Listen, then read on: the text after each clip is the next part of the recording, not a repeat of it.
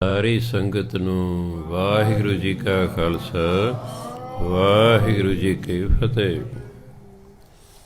ਸ਼੍ਰੀ ਗੁਰੂ ਗ੍ਰੰਥ ਸਾਹਿਬ ਦੇ ਅੰਗ ਨੰਬਰ 222 ਤੇ ਹੇਠੋਂ ਚੌਥੀ ਲਾਈਨ 4 ਨੰਬਰ ਤੋਂ ਬਾਅਦ। ਤਨ ਮਹਿ ਸਾਚੋ ਗੁਰਮੁਖ ਭਾਉ, ਨਾਮ ਬਿਨਾ ਨਾਹੀ ਨਿਜ ਠਾਉ। ਪ੍ਰੇਮ ਪਰਾਇਣ ਪ੍ਰੀਤਮ ਰਾਓ, ਨਦਰ ਕਰੇ ਤਾਂ ਬੂਝੈ ਨਾਉ। ਹੁਣ ਖਿਆਲ ਰੱਖਣਾ, ਤਨ ਮੈਂ ਸਾਚੋ ਗੁਰਮੁਖ ਭਾਉ, ਨਾਮ ਬਿਨਾ ਨਾਹੀ ਜਿੰਦੇਜ। ਜੇ ਅਸੀਂ ਪੜ੍ਹਗੇ ਠਾਉ ਉੱਥੇ ਭਾਉ, ਜੇ ਪੜ੍ਹਗੇ ਠਾਉ ਉਹ ਜੁੜਨਾ ਨਹੀਂ ਹੈ। ਠਾਉ ਪੰਜਾਬੀ ਦਾ ਸ਼ਬਦ ਹੈ, ਠਾਉ ਪੜ੍ਹਾਂਗੇ ਤਾਂ ਫਾਰਸੀ ਦਾ ਹੈ, ਅਰਥ ਉਹੀ ਹੈ। ਇਸ ਲਈ ਤੁਕਾਂਤ ਮਿਲਾਉਣ ਲਈ ਜਿੱਥੇ ਫਾਰਸੀ ਦੇ ਉਚਾਰਨ ਦੀ ਲੋੜ ਹੈ ਉਸ ਤਰ੍ਹਾਂ ਕਰ ਲਓ। ਭਾਉ ਹੈ, ਇਹਦੇ ਨਾਲ ਠਾਉ ਠੀਕ ਰਹੇਗਾ, ਅਰਥ ਉਹੀ ਹੈ। ਸਿਰਫ ਇਹਨੇ ਠਾਉ ਜਿਹੜਾ ਉਚਾਰਨ ਹੈ ਫਾਰਸੀ ਦਾ ਹੈ, ਠਾਉ ਜਿਹੜਾ ਉਚਾਰਨ ਹੈ ਇਹ ਪੰਜਾਬੀ ਦਾ। ਇਸ ਤਰ੍ਹਾਂ ਅੱਗੇ ਪ੍ਰੇਮ ਪਰਾਇਣ ਪ੍ਰੀਤਮ ਰਾਓ, ਨਜ਼ਰ ਕਰੇ ਤਾਂ ਬੂਝੈ ਨਾਉ। ਨਾਉ ਬੋਲੋਗੇ ਤਾਂ ਪੰਜਾਬੀ ਦਾ ਹੋ ਜਾਏਗਾ, ਨਾਉ ਬੋਲੋਗੇ ਤਾਂ ਫਾਰਸੀ ਦਾ ਹੋ ਜਾਏਗਾ। ਅਰਥ ਨਾਮ, ਅਰਥ ਉਹੀ ਹੈ। ਸੋ ਕਈ ਵਾਰੀ ਤੁਕਾਂਤ ਮਿਲਾਉਣ ਲਈ ਫਿਰ ਜਿੱਥੇ ਫਾਰਸੀ ਦੇ ਉਚਾਰਨ ਦੀ ਲੋੜ ਹੈ ਉਸ ਤਰ੍ਹਾਂ ਕਰ ਲੈਣਾ, ਜਿੱਥੇ ਪੰਜਾਬੀ ਨਾਲ ਜੁੜਦਾ ਤਾਂ ਪੰਜਾਬੀ ਦਾ ਕਰ ਲੈਣਾ।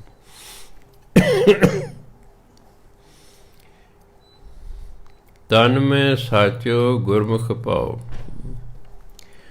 ਤਨ ਦੇ ਵਿੱਚ ਸਾਚੋ ਭਾਵ ਪਰਮਾਤਮਾ। ਪਰਮਾਤਮਾ ਤਾਂ ਸਰੀਰ 'ਚ ਹੈ। ਗੁਰਮੁਖ ਭਾਵ ਗੁਰੂ ਰਾਹੀਂ ਉਹਦੇ ਨਾਲ ਪਿਆਰ ਪੈਦਾ ਹੁੰਦਾ। ਪਰਮਾਤਮਾ ਅੰਦਰ ਹੈ ਹੀ ਹੈ, ਪਰ ਉਹਦੇ ਨਾਲ ਪਿਆਰ ਜਿਹੜਾ ਹੈ ਗੁਰੂ ਤੋਂ ਬਿਨਾਂ ਨਹੀਂ ਹੁੰਦਾ।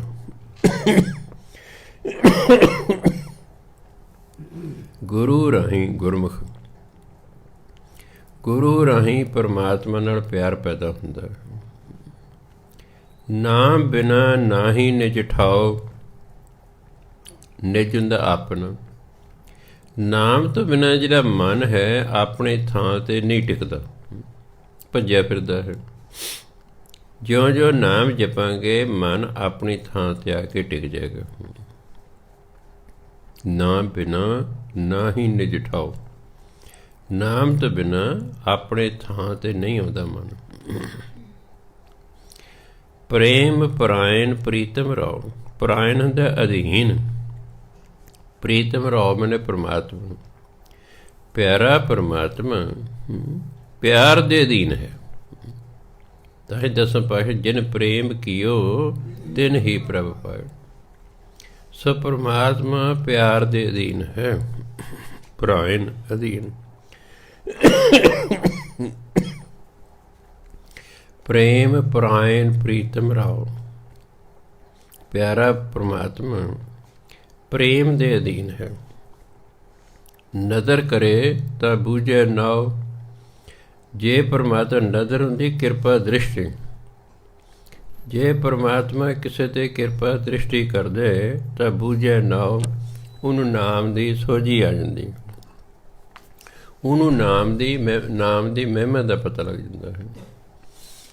ਕਿਉਂਕਿ ਬਹੁਤ ਵਾਰੀ ਮਨੁੱਖ ਨਾਮ ਇਸ ਲਈ ਨਹੀਂ ਜਪਦਾ ਕਿ ਉਹਨੂੰ ਨਾਮ ਦੀ ਮਹਿਮਾ ਦਾ ਹੀ ਨਹੀਂ ਪਤਾ। ਹਰ ਬੰਦਾ ਦੇਖੋ ਸਵਾਰਥੀ ਹੈ, ਉਹ ਕੋਈ ਵੀ ਕੰਮ ਕਰਦਾ ਉਹਦੇ ਮਗਰ ਦਾ ਸਵਾਰਥ ਹੁੰਦਾ ਵੀ ਇਹ ਕੰਮ ਕਰਕੇ ਮੈਨੂੰ ਕੀ ਮਿਲੇਗਾ। ਇਹ ਗਿਆਨ ਹੋਣਾ ਚਾਹੀਦਾ। ਮਾਇਆ ਮਿਲੇਗੀ ਇਹ ਆਮ ਲੋਕਾਂ ਨੂੰ ਪਤਾ ਹੈ, ਨਾਮ ਜਪ ਕੇ ਕੀ ਮਿਲੇਗਾ ਇਹ 99% ਲੋਕਾਂ ਨੂੰ ਪਤਾ ਹੀ ਨਹੀਂ ਹੈ। ਇਸ ਲਈ ਲੋਕ ਨਾਮ ਨਹੀਂ ਜਪਦੇ, ਨਾਮ ਨਹੀਂ ਜਪ। ਈਵਨ ਜਿਹੜੇ ਰੋਜ਼ ਸੁਖਮਨੀ ਸਦਾ ਪਾਠ ਕਰਦੇ ਨੇ ਉਹਨਾਂ ਨੂੰ ਵੀ ਨਾਮ ਦੀ ਮਹਿਮਾ ਦਾ ਨਹੀਂ ਪਤਾ। ਕਿਉਂ? ਉਹ ਜੋ ਪੜ੍ਹਦੇ ਨੇ ਉਸ 'ਤੇ ਵਿਚਾਰ ਨਹੀਂ ਕਰਦੇ ਵੀ ਕਿਹਾ ਕੀ ਹੈ, ਕਿਹਾ ਕੀ ਹੈ।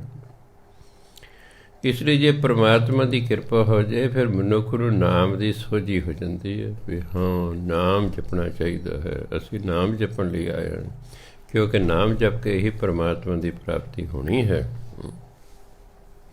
ਹੁਣ 2 ਵਾਰੀ ਦਾਸ ਬੋਲੇਗਾ, 2 ਵਾਰੀ ਆਪ ਜੀ ਨੇ ਬੋਲਣਾ। ਤਨ ਮੈਂ ਸਾਚੋ ਗੁਰਮੁਖ ਭਾਉ, ਤਨ ਮੈਂ ਸਾਚੋ ਗੁਰਮੁਖ ਭਾਉ, ਸਾਚੋ ਗੁਰਮੁਖ ਭਾਉ, ਸਾਚੋ ਗੁਰਮੁਖ ਭਾਉ। ਨਾਮ ਬਿਨਾ ਨਾਹੀ ਨਿਜ ਠਾਉ, ਨਾਮ ਬਿਨਾ ਨਾਹੀ ਨਿਜ ਠਾਉ, ਨਾਮ ਬਿਨਾ ਨਾਹੀ ਨਿਜ ਠਾਉ, ਨਾਮ ਬਿਨਾ ਨਾਹੀ ਨਿਜ ਠਾਉ। ਪ੍ਰੇਮ ਪਰਾਇਣ ਪ੍ਰੀਤਮ ਰਾਉ, ਪ੍ਰੇਮ ਪਰਾਇਣ ਪ੍ਰੀਤਮ ਰਾਉ, ਪ੍ਰੇਮ ਪਰਾਇਣ ਪ੍ਰੀਤਮ ਰਾਉ, ਪ੍ਰੇਮ ਪਰਾਇਣ ਪ੍ਰੀਤਮ ਰਾਉ। ਨਦਰ ਕਰੇ ਤਾਂ ਬੂਝੈ ਨਾਉ, ਨਦਰ ਕਰੇ ਤਾਂ ਬੂਝੈ ਨਾਉ, ਨਦਰ ਕਰੇ ਤਾਂ ਬੂਝੈ ਨਾਉ, ਨਦਰ ਕਰੇ ਤਾਂ ਬੂਝੈ ਨਾਉ। ਅੱਗੇ ਕਹਿੰਦੇ ਮਾਇਆ ਮੋਹ ਸਰਬ ਜੰਜਾਲਾ। ਜੰਜਾਲ ਬੰਧਨਾਂ ਨੂੰ ਕਹਿੰਦੇ ਨੇ। ਘਰ ਦੇ ਜੰਜਾਲ ਵੀ ਹੋ ਸਕਦੇ ਨੇ, ਪਰਿਵਾਰ ਦੇ ਜੰਜਾਲ, ਮੋਹ ਮਾਇਆ ਦੇ ਜੰਜਾਲ। ਮਾਇਆ ਮੋਹ ਸਰਬ ਜੰਜਾਲਾ। ਜਿਹੜਾ ਮਾਇਆ ਦਾ ਮੋਹ ਹੈ, ਇਹ ਤੇ ਸਾਰਾ ਜੰਜਾਲ ਹੈ, ਇਹ ਤੇ ਬੰਧਨ ਰੂਪ ਹੈ। ਮਨਮੁਖ ਕੁਚੀਲ ਕੁਛਿਤ ਬਿਕਰਾਲਾ। ਜਿਹੜਾ ਜਿਹਨੂੰ ਮਾਇਆ ਦਾ ਮੋਹ ਹੈ, ਉਹਨੂੰ ਮਨਮੁਖ ਕਿਹਾ ਗਿਆ। ਗੁਰਮੁਖ ਮਾਇਆ ਕਮਾਉਂਦਾ ਹੈ, ਪਰ ਉਹਦੇ ਅੰਦਰ ਮੋਹ ਨਹੀਂ ਹੁੰਦਾ। ਜਦੋਂ ਮਾਇਆ ਦਾ ਮੋਹ ਕਿਸੇ ਦੇ ਅੰਦਰ ਪੈਦਾ ਹੋ ਜਾਏ, ਫਿਰ ਉਹ ਵੱਧ ਤੋਂ ਵੱਧ ਮਾਇਆ ਕਮਾਉਂਦਾ ਹੈ, ਭਾਵੇਂ ਉਹਨੂੰ ਗਲਤ ਤਰੀਕੇ ਕਿਉਂ ਨਾ ਵਰਤਣੇ ਪੈਣ। ਇਸ ਲਈ ਉਹਨੂੰ ਮਨਮੁਖ ਕਿਹਾ ਗਿਆ। ਕੁਚੀਲ ਗੰਦੇ ਨੂੰ ਕਹਿੰਦੇ ਨੇ, ਕੁਛਿਤ ਭੈੜੇ ਨੂੰ ਕਹਿੰਦੇ ਨੇ, ਬਿਕਰਾਲਾ ਡਰਾਉਣੇ ਨੂੰ ਕਹਿੰਦੇ ਨੇ। ਜਿਹੜਾ ਮਨਮੁਖ ਹੈ ਉਹ ਕੁਚੀਲ ਹੁੰਦਾ ਹੈ, ਉਹ ਗੰਦਾ ਹੁੰਦਾ ਹੈ। ਕੁਛਿਤ ਉਹ ਭੈੜਾ ਹੁੰਦਾ ਹੈ। ਬਿਕਰਾਲਾ ਉਹ ਡਰਾਉਣਾ ਹੁੰਦਾ ਹੈ, ਭਾਵ ਉਹਦੇ ਕੰਮ 'ਚ ਡਰਾਉਣੇ ਹੁੰਦੇ ਨੇ। ਸਤਿਗੁਰ ਸੇਵੇ ਚੁਕੈ ਜੰਜਲ। ਪਰ ਜੋ ਗੁਰੂ ਦੀ ਸੇਵਾ ਕਰੇ ਤਾਂ ਉਹਦੇ ਜੰਜਾਲ ਜਿਹੜੇ ਬੰਧਨ ਨੇ ਚੁੱਕੇ ਉਹਦੇ ਖਤਮ ਹੋ ਜਾਣ। ਇਹ ਜੰਜਾਲ, ਇਹ ਬੰਧਨ ਉਹਦੇ ਖਤਮ ਹੋ ਜਾਣ।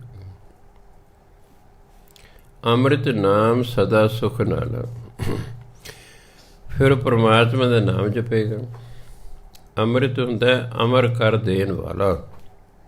ਪਰਮਾਤਮਾ ਦਾ ਨਾਮ ਮਨੁੱਖ ਨੂੰ ਅਮਰ ਕਰ ਦਿੰਦਾ ਹੈ। ਕਿੱਥੇ ਸਤਿਯੁਗ ਹੈ, ਕਿੱਥੇ 2 ਜਵਾਕ ਨੇ, ਉਹ ਧਰੂਪ ਭਗਤ ਤੇ ਪ੍ਰਹਿਲਾਦ। ਤੇ ਪੰਚਮ ਪਾਤਸ਼ਾਹ ਨੂੰ ਵੀ ਕਹਿਣਾ ਪਿਆ, ਰਾਮ ਜਪੋ ਜੀ ਐਸੇ ਐਸੇ, ਧਰੂਪ ਪ੍ਰਹਿਲਾਦ ਜਪਿਓ ਹਰ ਜੈਸੇ। ਇੱਕ ਮੈਨੂੰ ਪੁੱਛਦਾ ਜੀ ਉਹਨਾਂ ਕਿਵੇਂ ਜਪਿਆ? ਮੈਂ ਨਹੀਂ ਕਾਕਾ, ਇਹ ਮਤਲਬ ਨਹੀਂ ਹੈ ਕਿ ਉਹਨਾਂ ਨੇ ਸਵਾਸਾਂ ਨਾਲ ਜਪਿਆ ਕਿ ਕਿਵੇਂ ਜਪਿਆ। ਨਹੀਂ, ਇਹਨਾਂ ਨਾਲ ਕੋਈ ਲੈਣਾ ਦੇਣਾ ਨਹੀਂ ਹੈ। ਉਹਨਾਂ ਨੇ ਦੇਖੋ, ਬਾਪ ਨਹੀਂ ਜਪਣ ਦਿੰਦਾ, ਭਾਂਤ ਪਾਂਦੀਆਂ ਪ੍ਰਹਿਲਾਦ ਨੂੰ ਸਜ਼ਾਵਾਂ ਦਿੰਦਾ ਹੈ, ਪਰ ਫਿਰ ਵੀ ਨਹੀਂ ਹਟਿਆ, ਕਿਉਂ ਨਹੀਂ ਹਟਿਆ? ਧਰੂਪ ਭਗਤ ਹੈ, ਬਾਪ ਅੱਧਾ ਰਾਜ ਦਿੰਦਾ, ਤੂੰ ਵਾਪਸ ਆ ਜਾ, ਮੈਂ ਤੈਨੂੰ ਅੱਧਾ ਰਾਜ ਦਿੰਦਾ। ਉਹ ਕਹਿੰਦਾ ਨਾ, ਉਹ ਭਜਨ ਬੰਦਗੀ ਕਰੀ ਗਿਆ, ਕਿਸੇ ਲਾਲਚ 'ਚ ਨਹੀਂ ਆਇਆ, ਰਾਜ ਦੇ ਲਾਲਚ 'ਚ ਵੀ ਨਹੀਂ ਆਇਆ। ਲੱਗਾ ਰਿਹਾ ਤੇ ਅਖੀਰ ਨੂੰ ਪਰਮਾਤਮਾ ਦੀ ਪ੍ਰਾਪਤੀ ਕਰ ਲਈ। ਪ੍ਰਹਿਲਾਦ ਹੈ ਕਿੰਨੇ ਦੁੱਖ ਸਹੇ ਬਾਪ ਦੇ ਹੱਥੋਂ, ਪਰ ਨਹੀਂ ਹਟਿਆ ਨਹੀਂ, ਭਜਨ ਬੰਦਗੀ ਕਰਦਾ ਰਿਹਾ। ਪੰਚਮ ਪਾਤਸ਼ਾਹ ਦਾ ਇਹ ਕਹਿਣ ਦਾ ਭਾਵ ਹੈ ਕਿ ਤੁਹਾਨੂੰ ਭਾਵੇਂ ਕਿੰਨੇ ਹੀ ਕੋਈ ਰੋਕੇ, ਕਿੰਨੀਆਂ ਰਾਹ 'ਚ ਮੁਸ਼ਕਿਲਾਂ ਕਿਉਂ ਨਾ ਆਉਣ, ਤੁਸੀਂ ਨਾਮ ਜਪਿਓ ਹੀ ਜਾਣਾ ਬਸ। ਤਾਂ ਕਿ ਇਸ ਤਰ੍ਹਾਂ ਜਪੋ। ਇਹ ਨਹੀਂ ਕਿ ਉਹ ਢੰਗ ਤਰੀਕੇ ਲੱਭਣ ਲੱਗ ਜੋ ਵੀ ਕਿਵੇਂ ਜਪਦੇ ਸਨ, ਇਹ ਭਾਵ ਨਹੀਂ ਹੈ। ਸਿੱਧਾ ਜਿਹਾ ਬਾਣੀ 'ਚ ਲਿਖਿਆ ਹੋਇਆ ਹੈ, ਬਾਣੀ 'ਚ ਸਿੱਧਾ ਜਿਹਾ ਲਿਖਿਆ ਹੋਇਆ, ਸ਼ਬਦ ਸੁਰਤ ਦਾ ਮੇਲ ਚਾਹੀਦਾ ਹੈ। ਸ਼ਬਦ ਹੋ ਗਿਆ ਵਾਹਿਗੁਰੂ, ਸੁਰਤ ਧਿਆਨ ਨੂੰ ਕਹਿੰਦੇ ਨੇ। ਵਾਹਿਗੁਰੂ ਕਰਨਾ, ਇਹਨੂੰ ਧਿਆਨ ਨਾਲ ਸੁਣਨਾ ਬਸ। ਹਿੰਦੀ 'ਚ 3 ਅਵਸਥਾਵਾਂ ਨੇ, ਸ਼ਰਵਣ ਕਰਨਾ, ਨਿੱਧ ਆਸਨ ਕਰਨਾ, ਫਿਰ ਉਹਦਾ ਪ੍ਰੈਕਟੀਕਲ ਕਰਨਾ। ਨਿੱਧ ਆਸਨ ਦੇ ਮੰਨਣ ਕਰਨਾ। ਪਹਿਲਾਂ ਸ਼ਰਵਣ ਕਰਨਾ ਹੈ, ਸੁਣਨਾ। ਹਿੰਦੀ ਕੰਨਾਂ ਨੂੰ ਕੀ ਕਹਿੰਦੇ ਨੇ? ਸ਼ਰਵਣ। ਸਰਵਣ ਨਹੀਂ ਕਹਿੰਦੇ। ਅੱਜ ਉੱਥੇ ਮੈਂ ਲੈਕਚਰ ਸਰਵਣ ਕਰ ਰਿਹਾ ਸੀ, ਉਹ ਤਾਂ ਆਪਾਂ ਸਿੱਧੇ ਹੀ ਬਣਾ ਲੈਂਦੇ ਹਾਂ। ਤੁਹਾਨੂੰ ਨਾ ਪੰਜਾਬੀ ਆਉਂਦੀ ਨਾ ਹਿੰਦੀ ਆਉਂਦੀ। ਪੰਜਾਬੀ 'ਚ ਮੈਂ ਉੱਥੇ ਸੁਣ ਰਿਹਾ ਸੀ, ਪੰਜਾਬੀ ਸਿੱਧੇ ਮੈਂ ਸੁਣ ਰਿਹਾ ਸੀ ਕਥਾ। ਨਹੀਂ, ਅਸੀਂ ਬੋਲਦੇ ਨਹੀਂ, ਮੈਂ ਉੱਥੇ ਕਥਾ ਸਰਵਣ ਕਰ ਰਿਹਾ ਸੀ। ਸਰਵਣ ਨਹੀਂ ਹੁੰਦਾ ਹਿੰਦੀ 'ਚ ਨਾ, ਸ਼ਰਵਣ। ਸ਼ਰਵਣ ਕੰਨ ਨੂੰ ਕਹਿੰਦੇ ਨੇ, ਕੰਨ। ਹਿੰਦੀ ਵਾਲੇ ਕਹਿੰਦੇ ਨੇ ਸ਼ਰਵਣ ਕਰਨਾ, ਫਿਰ ਮੰਨਣ ਕਰਨਾ, ਵੀ ਜੋ ਸੁਣੇ ਉਸ ਨੂੰ ਮੰਨ ਲਓ। ਫਿਰ ਨਿੱਧ ਆਸਨ ਕਰਨਾ, ਫਿਰ ਉਹਦਾ ਪ੍ਰੈਕਟੀਕਲ ਕਰੋ। ਬਾਣੀ 'ਚ ਸਿੱਧੇ ਕਿਹਾ, ਸੁਣੋ ਤੇ ਮੰਨੋ। 4 ਪੌੜੀਆਂ ਸੁਣਿਆਂ ਦੀਆਂ ਨੇ, 4 ਪੌੜੀਆਂ ਮੰਨਣ ਦੀਆਂ ਨੇ। ਵੀ ਮੰਨਣਾ ਬਸ, ਜੋ ਸੁਣੇ ਉਹਨੂੰ ਮੰਨੋ। ਪ੍ਰਾਪਤੀ ਦੇ ਮੰਨਣ ਨਾਲ ਹੋਣੀ। ਸੁਣਨ ਦੀ ਕਿਤਨੀ ਮਹਾਨਤਾ ਹੈ ਦੇਖੋ। ਸੁਣਿਆ ਸਿੱਧ ਪੀਰ ਸਰਨਾਥ, ਸੁਣਿਆ ਧਰਤ ਧਵਲ ਆਕਾਸ਼, ਸੁਣਿਆ ਦੀਪ ਲੋ ਪਾਤਾਲ, ਸੁਣਿਆ ਪੋ ਨ ਸਕੈ ਕਾਲ, ਨਾਨਕ ਭਗਤਾਂ ਸਦਾ ਵਿਗਾਸ। ਉਹ ਭਗਤ ਜਿਹੜੇ ਬਣ ਗਏ, ਸੁਣ ਕੇ ਬਣ ਗਏ। ਬੋਲਣਾ ਆਸਾਨ ਹੈ, ਸੁਣਨਾ ਬਹੁਤ ਔਖਾ। ਕਿੰਨਿਆਂ ਨੂੰ ਸੁਣਨ ਵੇਲੇ ਨੀਂਦ ਆਉਂਦੀ ਹੈ, ਉਬਾਸੀਆਂ ਲੈਂਦੇ ਨੇ, ਘੜੀ ਵਾਰੀ ਵੇਖਦੇ ਨੇ, 1 ਤੋਂ 8:15 ਵੱਜਣਗੇ। ਸੁਣਨਾ ਸਭ ਤੋਂ ਔਖਾ। ਜਿਹਦੇ 'ਤੇ ਸੁਣਨ ਦੀ ਕਿਰਪਾ ਹੋ ਜੇ, ਬਹੁਤ ਛੇਤੀ ਸੰਤ ਬਣ ਜਾਂਦਾ ਹੁੰਦਾ, ਕਿਉਂਕਿ ਸੁਣ ਰਿਹਾ ਹੈ। ਸੁਣਨ ਦੀ ਆਪਣੀ ਹੀ ਜਪਜੀ ਸੱਚ ਮਹਾਨਤਾ ਵੀ। ਸੁਣਨ ਨਾਲ ਹੀ ਕਿੱਥੋਂ ਤੱਕ ਹੈ? 4 ਪੌੜੀ ਦਾ ਪੜ੍ਹਨਾ। ਸੁਣਨ ਨਾਲ ਹੀ ਕੀ ਕੁਝ ਪ੍ਰਾਪਤੀ ਹੈ? ਮੰਨਣ ਨਾਲ ਤਾਂ ਫਿਰ ਰੱਬ ਮਿਲਦਾ ਹੈ।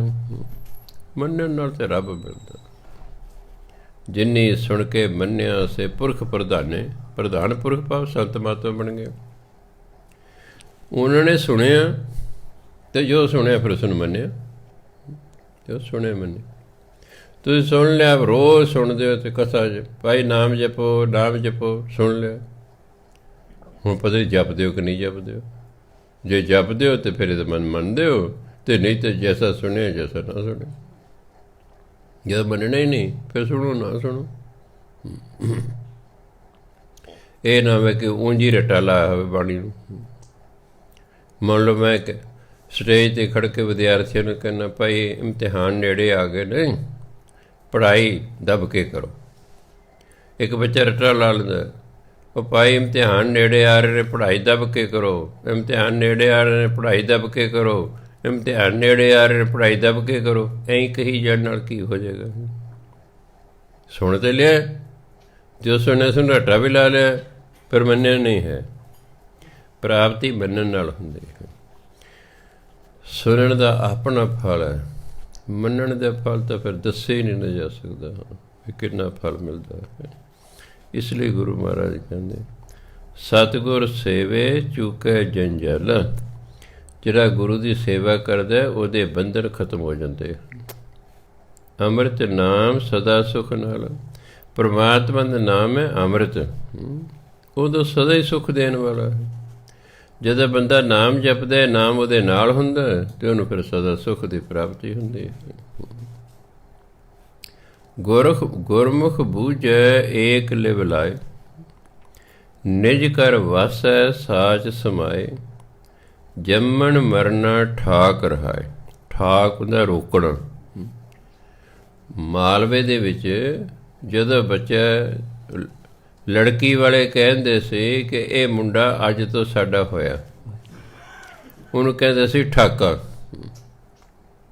ਵੀ ਰੋਕ ਤਾਂ ਵੀ ਅੱਗੇ ਤੋਂ ਹੋਰ ਕਿਸੇ ਕੁੜੀ ਨੂੰ ਨਹੀਂ ਲੱਭਣਾ, ਇਹ ਅੱਜ ਤੋਂ ਸਾਡਾ ਹੋਇਆ। ਉਹਨੂੰ ਕਹਿੰਦੇ ਸੀ ਠਾਕਾ। ਆਪਾਂ ਕਹਿੰਦੇ ਮੰਗਣਾ, ਉਹ ਕਦੇ ਮੁੰਡੇ ਦਾ ਠਾਕਾ ਹੋਣਾ ਜੀ। ਹਾਂ, ਠਾਕ ਹੁੰਦਾ ਰੋਕ ਦੇਣਾ।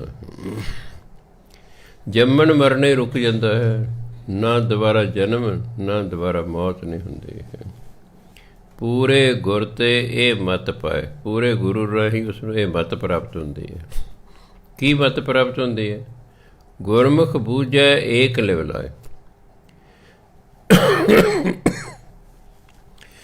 ਕਿ ਜਦੋਂ ਗੁਰੂ ਰਾਹੀਂ ਸੋਝੀ ਆ ਜਾਂਦੀ ਬੰਦੇ ਨੂੰ, ਏਕ ਲਿਵ ਲਾਏ, ਫਿਰ ਮਨੁੱਖ ਪਰਮਾਤਮਾ ਨਾਲ ਲਿਵ ਲਾਉਂਦਾ। ਇੱਕ ਪਰਮਾਤਮਾ ਨਾਲ ਲਿਵ ਲਾਉਂਦਾ, ਕਿਉਂਕਿ ਗੁਰੂ ਰਾਹੀਂ ਉਹਨੂੰ ਸੋਝੀ ਆ ਗਈ ਹੈ। ਨਿਜ ਕਰ ਵਾਸੈ ਸਾਚ ਸਮਾਏ, ਨਿਜ ਕਰ ਮਨ ਆਪਣੇ ਥਾਂ 'ਤੇ ਟਿਕ ਜਾਂਦਾ ਹੈ। ਫਿਰ ਕੀ ਹੁੰਦਾ? ਇਹ ਟਿਕਿਆ ਹੋਇਆ ਮਨ ਪਰਮਾਤਮਾ ਦੇ ਵਿੱਚ ਲੀਨ ਹੋ ਜਾਂਦਾ ਹੈ। ਟਿਕੇ ਹੋਏ ਮਨ ਕਰਕੇ ਸਮਾਧੀ ਲੱਗਦੀ ਹੈ। ਸਾਡੀ ਸਮਾਧੀ ਕਿਉਂ ਨਹੀਂ ਲੱਗਦੀ? ਸਾਡਾ ਮਨ ਹੀ ਨਹੀਂ ਟਿਕਦਾ। ਇਹ 17 ਸਕਿੰਟਾਂ ਤੋਂ ਵੱਧ ਨਹੀਂ ਟਿਕਦਾ। ਜਿੱਦੇ 2.5 ਮਿੰਟ ਤੁਹਾਡਾ ਮਨ ਇੱਕੋ ਥਾਂ 'ਤੇ ਰਿਹਾ, ਉਹਦੇ ਤੁਹਾਡੀ ਸਮਾਧੀ ਲੱਗ ਜਾਣੀ। ਅਤੇ ਸਮਾਧੀ ਵੀ ਤਾਂ ਤੁਹਾਨੂੰ ਪਤਾ ਹੀ ਨਹੀਂ ਲੱਗਣਾ ਮੈਂ ਕਿੱਥੇ ਬੈਠਾ ਅਤੇ ਕਿੱਥੇ ਨਹੀਂ ਬੈਠਾ, ਕਿਉਂਕਿ ਪਰਮਾਤਮਾ ਦੇ ਦਰ 'ਤੇ ਸਮਾਂ ਹੈ ਹੀ ਨਹੀਂ। ਸਮਾਂ ਤਾਂ ਸੰਸਾਰ 'ਚ ਹੈ, ਪਰਮਾਤਮਾ ਦੇ ਦੇਸ਼ ਵਿੱਚ ਸਮਾਂ ਹੀ ਨਹੀਂ ਹੈਗਾ। ਉੱਥੇ ਕੋਈ ਦਿਨ ਰਾਤ ਨਹੀਂ ਹੈਗਾ, ਉੱਥੇ ਇੱਕੋ ਜਿਹੀ ਬਸ। ਉੱਥੇ ਟਿਊਬਾਂ ਦੀ ਲਾਈਟਾਂ ਨਹੀਂ ਹੈਗੀਆਂ, ਉੱਥੇ ਪਰਮਾਤਮਾ ਦਾ ਚਾਨਣ ਹੈ। ਈਵਨ ਜਿਹੜੇ ਰੂਹਾਂ ਨੇ ਉਹਨਾਂ ਵਿੱਚੋਂ ਵੀ ਚਾਨਣ ਨਿਕਲ ਰਿਹਾ ਹੁੰਦਾ, ਉਹਨਾਂ ਦਾ ਆਪਣਾ ਚਾਨਣ ਹੁੰਦਾ। ਰੂਹਾਂ ਦੇ ਚਾਨਣ ਤੋਂ ਪਤਾ ਲੱਗਦਾ ਇਹਦੀ ਕਿੰਨੀ ਕਮਾਈ ਹੈ। ਜਿੰਨਾ ਜ਼ਿਆਦਾ ਉਹਦੇ 'ਚੋਂ ਚਾਨਣ ਨਿਕਲ ਰਿਹਾ ਹੈ, ਓਨੀ ਹੀ ਉਸਦੀ ਜ਼ਿਆਦਾ ਕਮਾਈ ਹੁੰਦੀ ਹੈ। ਇਸ ਚੀਜ਼ ਨੂੰ ਦੱਸਣ ਲਈ ਤਸਵੀਰਾਂ 'ਤੇ ਗੁਰੂਆਂ ਦੇ ਸਿਰ ਦੁਆਲੇ ਰੋਸ਼ਨੀ ਦਾ ਚੱਕਰ ਹੁੰਦਾ, ਰੋਸ਼ਨੀ ਦਾ ਚੱਕਰ ਹੁੰਦਾ। ਸੋ ਇਸ ਲਈ ਗੁਰੂ ਤੋਂ ਕਹਿੰਦੇ ਇਹ ਮੱਤ ਮਿਲੀ ਹੈ ਕਿ ਜਿਹੜਾ ਗੁਰੂ ਰਾਹੀਂ ਪਰਮਾਤਮਾ ਨੂੰ ਜਾਣ ਲੈਂਦਾ, ਪਰਮਾਤਮਾ ਨਾਲ ਲਿਵ ਲਾਉਂਦਾ ਹੈ, ਫਿਰ ਨਿੱਜ ਘਰ ਵਸ ਜਾਂਦਾ, ਆਪਣੇ ਅਸਲੀ ਘਰ 'ਚ ਆ ਜਾਂਦਾ ਹੈ। ਉਹ ਸੱਚ ਦੇ ਵਿੱਚ ਸਮਾ ਜਾਂਦਾ, ਲੀਨ ਹੋ ਜਾਂਦਾ ਹੈ। ਜੰਮਣ ਮਰਨਾ ਠਾਕ ਹੈ, ਆਪਣੇ ਜੰਮਣ ਮਰਨ ਨੂੰ ਰੋਕ ਦਿੱਤਾ ਹੈ, ਤਾਂ ਜੰਮਣਾ ਮਰਨਾ ਖਤਮ ਹੋ ਜਾਂਦਾ। ਗੁਰਮੁਖ ਬੂਝੈ ਏਕ ਲਿਵ ਲਾਏ, ਗੁਰਮੁਖ ਬੂਝੈ ਏਕ ਲਿਵ ਲਾਏ, ਗੁਰਮੁਖ ਬੂਝੈ ਏਕ ਲਿਵ ਲਾਏ, ਗੁਰਮੁਖ ਬੂਝੈ ਏਕ ਲਿਵ ਲਾਏ, ਨਿਜ ਕਰ ਵਾਸੈ ਸਾਚ ਸਮਾਏ, ਨਿਜ ਘਰ ਵਾਸੈ ਸਾਚ ਸਮਾਏ, ਨਿਜ ਘਰ ਵਾਸੈ ਸਾਚ ਸਮਾਏ, ਨਿਜ ਘਰ ਵਾਸੈ ਸਾਚ ਸਮਾਏ, ਜੰਮਣ ਮਰਨਾ ਠਾਕ ਰਹਾਏ, ਜੰਮਣ ਮਰਨਾ ਠਾਕ ਰਹਾਏ, ਜੰਮਣ ਮਰਨਾ ਠਾਕ ਰਹਾਏ, ਜੰਮਣ ਮਰਨਾ ਠਾਕ ਰਹਾਏ, ਪੂਰੇ ਗੁਰ ਤੇ ਇਹ ਮਤ ਪਾਏ, ਮਤ ਪਾਏ।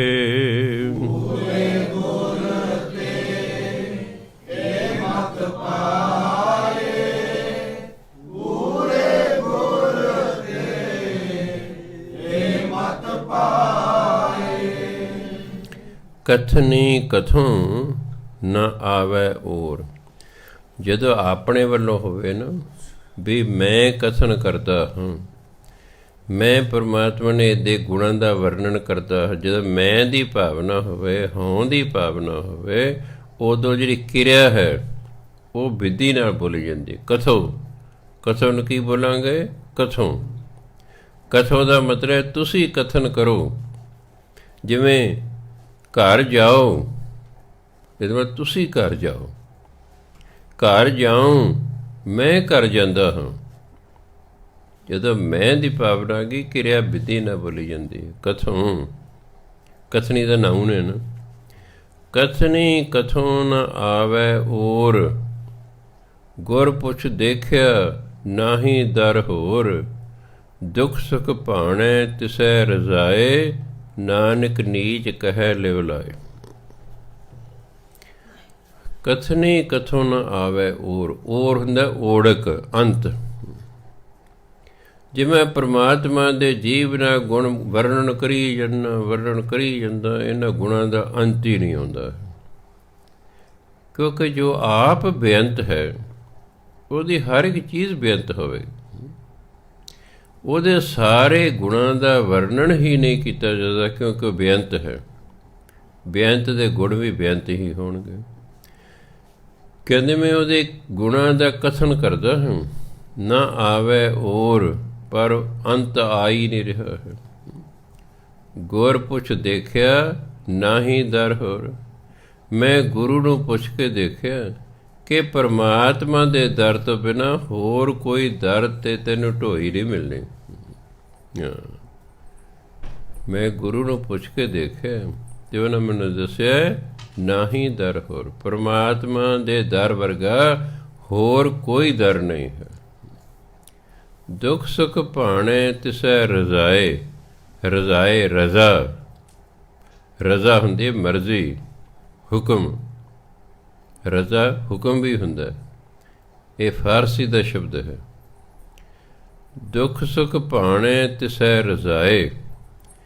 ਪਰਮਾਤਮਾ ਦੀ ਮਰਜ਼ੀ, ਪਰਮਾਤਮਾ ਦੀ ਰਜ਼ਾ ਅਨੁਸਾਰ ਸਾਨੂੰ ਦੁੱਖ ਅਤੇ ਸੁੱਖ ਮਿਲਦਾ ਹੈ। ਉਹਦੇ ਹੁਕਮ 'ਚ ਮਿਲਦਾ। ਜਿਹੜੀ ਚੀਜ਼ ਉਹਦੇ ਹੁਕਮ 'ਚ ਮਿਲੀ, ਉੱਥੇ ਸਾਡਾ ਕੋਈ ਵੱਸ ਨਹੀਂ ਚੱਲ ਸਕਦਾ। ਅਸੀਂ ਵੱਧ ਤੋਂ ਵੱਧ ਬੇਨਤੀਆਂ ਕਰ ਸਕਦੇ ਹਾਂ।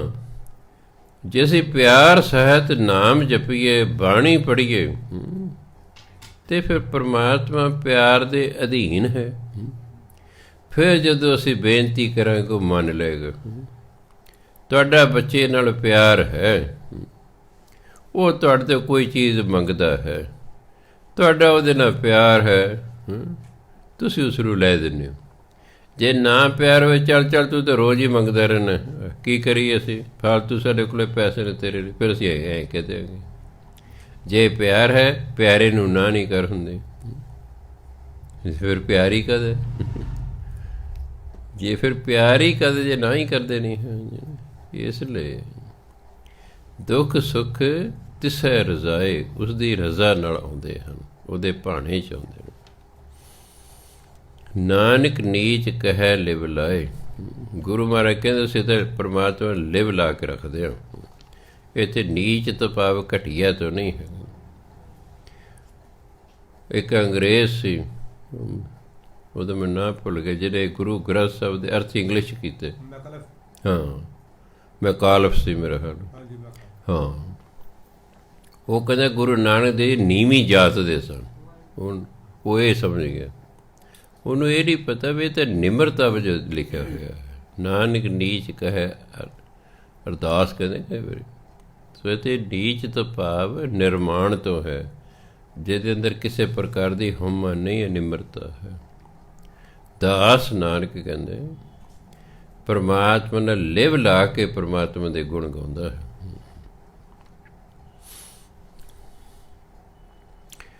ਗੌੜੀ ਮਹਿਲਾ ਪਹਿਲਾ। ਦੂਜੀ ਮਾਇਆ ਜਗਤ ਚਿਤ ਵਾਸ, ਕਾਮ ਕ੍ਰੋਧ ਅਹੰਕਾਰ ਵਿਨਾਸ਼। ਖਿਆਲ ਰੱਖਣਾ, ਕਈ ਵਾਰੀ ਅਹੰਕਾਰ ਪੜਿਆ ਜਾਂਦਾ। ਅਹੰਕਾਰ ਦਾ, ਹੰਕਾਰ ਦਾ ਵਿਰੋਧੀ ਸ਼ਬਦ ਜੇ ਹੋਵੇ ਨਾ, ਫਿਰ ਬੋਲਾਂਗੇ ਅਹੰਕਾਰ। ਵੀ ਆੜਾ ਜਿਹੜਾ ਹੈ ਇਹ ਨੈਗੇਟਿਵ ਬਣਾਉਣ ਲਈ ਹੈ, ਆਪੋਜ਼ਿਟ ਵਰਡ ਹੈ। ਨਹੀਂ, ਇਹ ਇੱਕੋ ਸ਼ਬਦ ਹੈ। ਇਹ ਸੰਸਕ੍ਰਿਤ ਦਾ ਸ਼ਬਦ ਹੈ ਅਹੰਕਾਰ, ਜਿਹਨੂੰ ਆਪਾਂ ਪੰਜਾਬੀ ਕਹਿੰਦੇ ਹੰਕਾਰ। ਇਹਨੂੰ ਅਹੰਕਾਰ ਬੋਲਣਾ, ਅਹੰਕਾਰ ਨਹੀਂ ਬੋਲਣਾ। ਉਹ ਤਾਂ ਵਿਰੋਧੀ ਸ਼ਬਦ ਹੋ ਜਾਏਗਾ। ਹੰਕਾਰ ਦਾ ਵਿਰੋਧੀ ਵੀ ਹੰਕਾਰ ਹੈ ਹੀ ਨਹੀਂ। ਜਿਵੇਂ ਟਾਲ, ਉਹਦਾ ਵਿਰੋਧੀ ਸ਼ਬਦ ਹੈ ਅਟਲ। ਚੱਲ, ਉਹਦਾ ਵਿਰੋਧੀ ਸ਼ਬਦ ਹੈ ਅਚਲ। ਅਚਲ, ਅਚਲਾ ਨਹੀਂ ਕਿਹਾ ਜਾਂਦੇ ਨੂੰ। ਅਟਲ ਬਿਹਾਰੀ ਵਾਜਪਾਈ, ਅਟਲ ਨਹੀਂ ਹੁੰਦਾ, ਅਟਲ ਹੁੰਦਾ। ਇਸੇ ਤਰ੍ਹਾਂ ਹੀ ਜੇ ਹੁੰਦਾ ਵਿਰੋਧੀ ਸ਼ਬਦ ਹੰਕਾਰ ਨਹੀਂ ਹੈ, ਫਿਰ ਪੜ੍ਹਦੇ ਅਹੰਕਾਰ। ਫਿਰ ਦੋ ਸ਼ਬਦ ਹੋ ਜਾਣੇ ਸਨ, ਇੱਕ ਹੰਕਾਰ, ਇੱਕ ਅਹੰਕਾਰ, ਦੋ। ਇਹ ਇੱਕੋ ਹੀ ਹੈ ਸ਼ਬਦ। ਇਹਦਾ ਮਤਲਬ ਹੰਕਾਰ, ਜਿਹਦਾ ਉਚਾਰਨ ਹੈ ਅਹੰਕਾਰ। ਹਾਹੇ ਤੋਂ ਪਹਿਲਾਂ ਆੜਾ ਮੁਕਤਾ ਹੈ, ਇਸ 'ਤੇ ਲੱਗੇ ਦਲਾਵਾਂ। ਜਿਹੜੀ ਹਾਹੇ 'ਤੇ ਟਿੱਪੀ ਹੈ, ਇਹ ਦਲਾਵਾਂ ਨਾਲ ਬਣ ਗਈ ਬਿੰਦੀ। ਹੁਣ ਹੋ ਗਿਆ ਆੜੇ ਦਲਾਵਾਂ ਬਿੰਦੀ ਹਾਹਾ ਅਹ ਕੱਕੇ ਨੂੰ ਕਿਨਾਰਾ ਰਕਾਰ ਅਹੰਕਾਰ। ਕਿਆ ਰੱਖਣਾ ਅੱਗੇ। ਦੂਜੀ ਮਾਇਆ ਜਗਤ ਚਿਤ ਵਾਸ, ਕਾਮ ਕ੍ਰੋਧ ਅਹੰਕਾਰ ਵਿਨਾਸ਼। ਇਹ ਸਾਰੇ ਸੰਸਾਰ ਦਾ ਜਿਹੜੇ ਚਿੱਤ ਹੈ, ਇਹ ਤਾਂ ਮਾਇਆ 'ਚ ਹੈ। ਇਹ ਦੂਜੀ ਮਾਇਆ। ਇਹਨੂੰ ਦੂਜੀ ਕਿਉਂ ਕਹਿੰਦੇ ਨੇ? ਇੱਕ ਪਰਮਾਤਮਾ, ਦੂਜੀ ਮਾਇਆ ਹੈ। ਪਹਿਲਾ ਪਰਮਾਤਮਾ ਸੀ, ਫਿਰ ਉਹਨੇ ਸੰਸਾਰ ਬਣਾਉਣਾ ਸੀ। ਉਹਨੇ ਫਿਰ ਮਾਇਆ ਪੈਦਾ ਕੀਤੀ। ਉਹਨੇ ਮਾਇਆ ਪੈਦਾ, ਜਿਹਨੂੰ ਮਾਈ ਲਿਖਿਆ ਗੁਰਬਾਣੀ 'ਚ, ਏਕਾ ਮਾਈ ਜੁਗਤ ਵਿਆਈ। ਮਾਇਆ ਪੈਦਾ ਕੀਤੀ। ਮਾਇਆ ਦੇ ਫਿਰ ਅੱਗੇ ਤਿੰਨ ਪੁੱਤਰ ਹੋਏ ਹਿੰਦੂ ਧਰਮ ਅਨੁਸਾਰ, ਬ੍ਰਹਮਾ, ਸ਼ਿਵ ਜੀ ਅਤੇ ਵਿਸ਼ਨੂੰ ਮਹਾਰਾਜ। ਇਹ ਮਾਇਆ ਦੇ ਪੁੱਤਰ ਨੇ। ਮਾਇਆ ਦੇ ਪੁੱਤਰ ਹੋਣ ਕਰਕੇ ਸਿੱਖ ਧਰਮ ਅਨੁਸਾਰ ਬ੍ਰਹਮ ਗਿਆਨੀ ਨਾ ਹੋ ਸਕੇ, ਕਿਉਂਕਿ ਮਾਇਆ ਦੇ ਪੁੱਤਰ ਨੇ। ਇਹਨਾਂ ਦੀ ਤਾਂ ਸਿਰਫ ਪਰਮਾਤਮਾ ਨੇ ਡਿਊਟੀਆਂ ਲਾਈਆਂ ਸਨ ਹਿੰਦੂ ਧਰਮ ਅਨੁਸਾਰ, ਸਿੱਖ ਧਰਮ ਅਨੁਸਾਰ ਨਹੀਂ। ਹਿੰਦੂ ਧਰਮ ਅਨੁਸਾਰ ਪਰਮਾਤਮਾ ਤੋਂ ਬਾਅਦ ਮਾਇਆ ਹੋਈ। ਮਾਇਆ ਦੇ ਤਿੰਨ ਪੁੱਤਰ ਹੋਏ, ਇੱਕ ਸੰਸਾਰੀ, ਇੱਕ ਭੰਡਾਰੀ, ਇੱਕ ਲਾਏ ਦੀਵਾ। ਇੱਕ ਸੰਸਾਰੀ ਹੈ, ਸੰਸਾਰ ਪੈਦਾ ਕਰਨ ਵਾਲਾ। ਦੂਜਾ ਭੰਡਾਰੀ ਹੈ, ਖਾਣ ਨੂੰ ਦੇਣ ਵਾਲਾ ਹੈ। ਤੀਜਾ ਮਾਰਨ ਵਾਲਾ ਹੈ। ਸਿਰਫ ਇਹਨਾਂ ਦੀ ਡਿਊਟੀ ਲਾਈ ਪਰਮਾਤਮਾ ਨੇ। ਇਹਨਾਂ ਦੇ ਵੱਸ 'ਚ ਕੁਛ ਨਹੀਂ ਹੈ। ਉਹ ਵੇਖੇ, ਉਹਨਾਂ ਨਜ਼ਰ ਨਾ ਆਵੇ। ਪਰਮਾਤਮਾ ਇਹਨਾਂ ਨੂੰ ਵੇਖ ਰਿਹਾ, ਪਰ ਇਹਨਾਂ ਨੂੰ ਪਰਮਾਤਮਾ ਨਹੀਂ ਦਿਸ ਰਿਹਾ। ਪਰ ਦਿਵ ਦ੍ਰਿਸ਼ਟੀ ਨਹੀਂ ਕਿਸੇ ਦੇ ਕੋਲ, ਪਰਮਾਤਮਾ ਨੇ ਦਿਸ ਰਿਹਾ। ਪਰਮਾਤਮਾ ਨੂੰ ਵੇਖ ਰਿਹਾ। ਜਿਵੇਂ ਤਿਸ ਭਾਵੈ ਤਿਵੇਂ ਚਲਾਵੇ। ਜਿਵੇਂ ਪਰਮਾਤਮਾ ਨੂੰ ਚੰਗਾ ਲੱਗਦਾ ਉਵੇਂ ਇਹਨਾਂ ਨੂੰ ਚਲਾਉਂਦਾ ਹੈ। ਇਹ ਆਪਣੀ ਮਰਜ਼ੀ ਨਹੀਂ ਕਰ ਸਕਦੇ। ਜਿਵੇਂ ਪਰਮਾਤਮਾ ਇਹਨਾਂ ਨੂੰ ਕਹਿੰਦਾ ਉਵੇਂ ਕਰਦਾ ਹੈ। ਸਿੱਖ ਧਰਮ ਅਨੁਸਾਰ ਹੈ, ਕੀਤੇ ਹੀ ਪਰਮਾਤਮਾ ਨੇ ਪੈਦਾ ਸਾਨੂੰ, ਕਿਸੇ ਦੇਵੀ ਦੇਵਤੇ ਨੇ ਸਾਨੂੰ ਨਹੀਂ ਪੈਦਾ ਕੀਤਾ। ਸਾਨੂੰ ਕਿਸੇ ਬ੍ਰਹਮਾ ਨੇ ਨਹੀਂ ਪੈਦਾ ਕੀਤਾ, ਅਤੇ ਨਾ ਸਾਨੂੰ ਕੋਈ ਵਿਸ਼ਨੂੰ ਮਹਾਰਾਜ ਪਾਲਦੇ ਨੇ, ਅਤੇ ਨਾ ਕੋਈ ਸ਼ਿਵ ਜੀ ਸਾਨੂੰ ਮਾਰਨ ਵਾਲਾ ਹੈ। ਪਰਮਾਤਮਾ ਦੇ ਹੁਕਮ ਨਾਲ ਅਸੀਂ ਪੈਦਾ ਹੋਏ, ਪਰਮਾਤਮਾ ਦੇ ਹੁਕਮ ਨਾਲ ਅਸੀਂ ਮਰਨਾ ਹੈ। ਹੋਰ ਸਾਨੂੰ ਕੋਈ ਮਾਰ ਹੀ ਨਹੀਂ ਸਕਦਾ। ਗੁਰਬਾਣੀ ਕਹਿੰਦੇ ਜਿੰਨਾ ਚਿਰ ਪਰਮਾਤਮਾ ਦਾ ਹੁਕਮ ਨਹੀਂ ਹੁੰਦਾ, ਸੰਸਾਰ ਦੀ ਕੋਈ ਵੀ ਸ਼ਕਤੀ ਸਾਨੂੰ ਮਾਰ ਹੀ ਨਹੀਂ ਸਕਦੀ। ਅਤੇ ਜੇ ਪਰਮਾਤਮਾ ਸਾਨੂੰ ਮਾਰਨਾ ਚਾਹੁੰਦਾ ਤਾਂ ਸੰਸਾਰ ਦੀ ਕੋਈ ਸ਼ਕਤੀ ਸਾਨੂੰ ਬਚਾ ਕੇ ਨਹੀਂ ਰੱਖ ਸਕਦੀ। ਇਹ ਤਾਂ ਜਾਂ ਡਰਪੋਕਾਂ ਕਾਰਨ ਅਤੇ ਜਾਂ ਫਿਰ ਟੌਰ ਦੇ ਕਾਰਨ ਇਹ ਇਹਦੇ ਬਾਡੀਗਾਰਡ ਰੱਖੇ ਹੋਏ ਹਨ। ਟੌਰ ਲਈ ਵੀ ਰੱਖੇ ਦੇ, ਬੱਲੇ ਬੱਲੇ ਟੀ ਟੀ ਟੀ ਟੀ ਕਰਦੀ ਜਾਂਦੀ ਗੱਡੀ। ਟੌਰ ਵੀ ਹੈ, ਅੰਦਰ ਡਰ ਵੀ ਹੈ, ਕੋਈ ਮਾਰ ਨਾ ਦੇਵੇ। ਅੰਦਰ ਡਰ ਹੈ, ਕੋਈ ਮਾਰ ਨਾ ਦੇਵੇ। ਕਿਉਂਕਿ ਬਾਣੀ 'ਤੇ ਵਿਸ਼ਵਾਸ ਹੋਣਾ ਬਹੁਤ ਮੁਸ਼ਕਿਲ ਹੈ। ਹਥਿਆਰ ਰੱਖਣਾ ਸਿੱਖ ਧਰਮ 'ਚ ਮਨਾ ਨਹੀਂ ਕੀਤਾ ਗਿਆ, ਤਾਂ ਜੋ ਦਵਾਨੀ ਦਾ ਬੰਦਾ ਹੀ ਨਾ ਤੁਹਾਨੂੰ ਡਰਾ ਦੇ ਐਵੇਂ।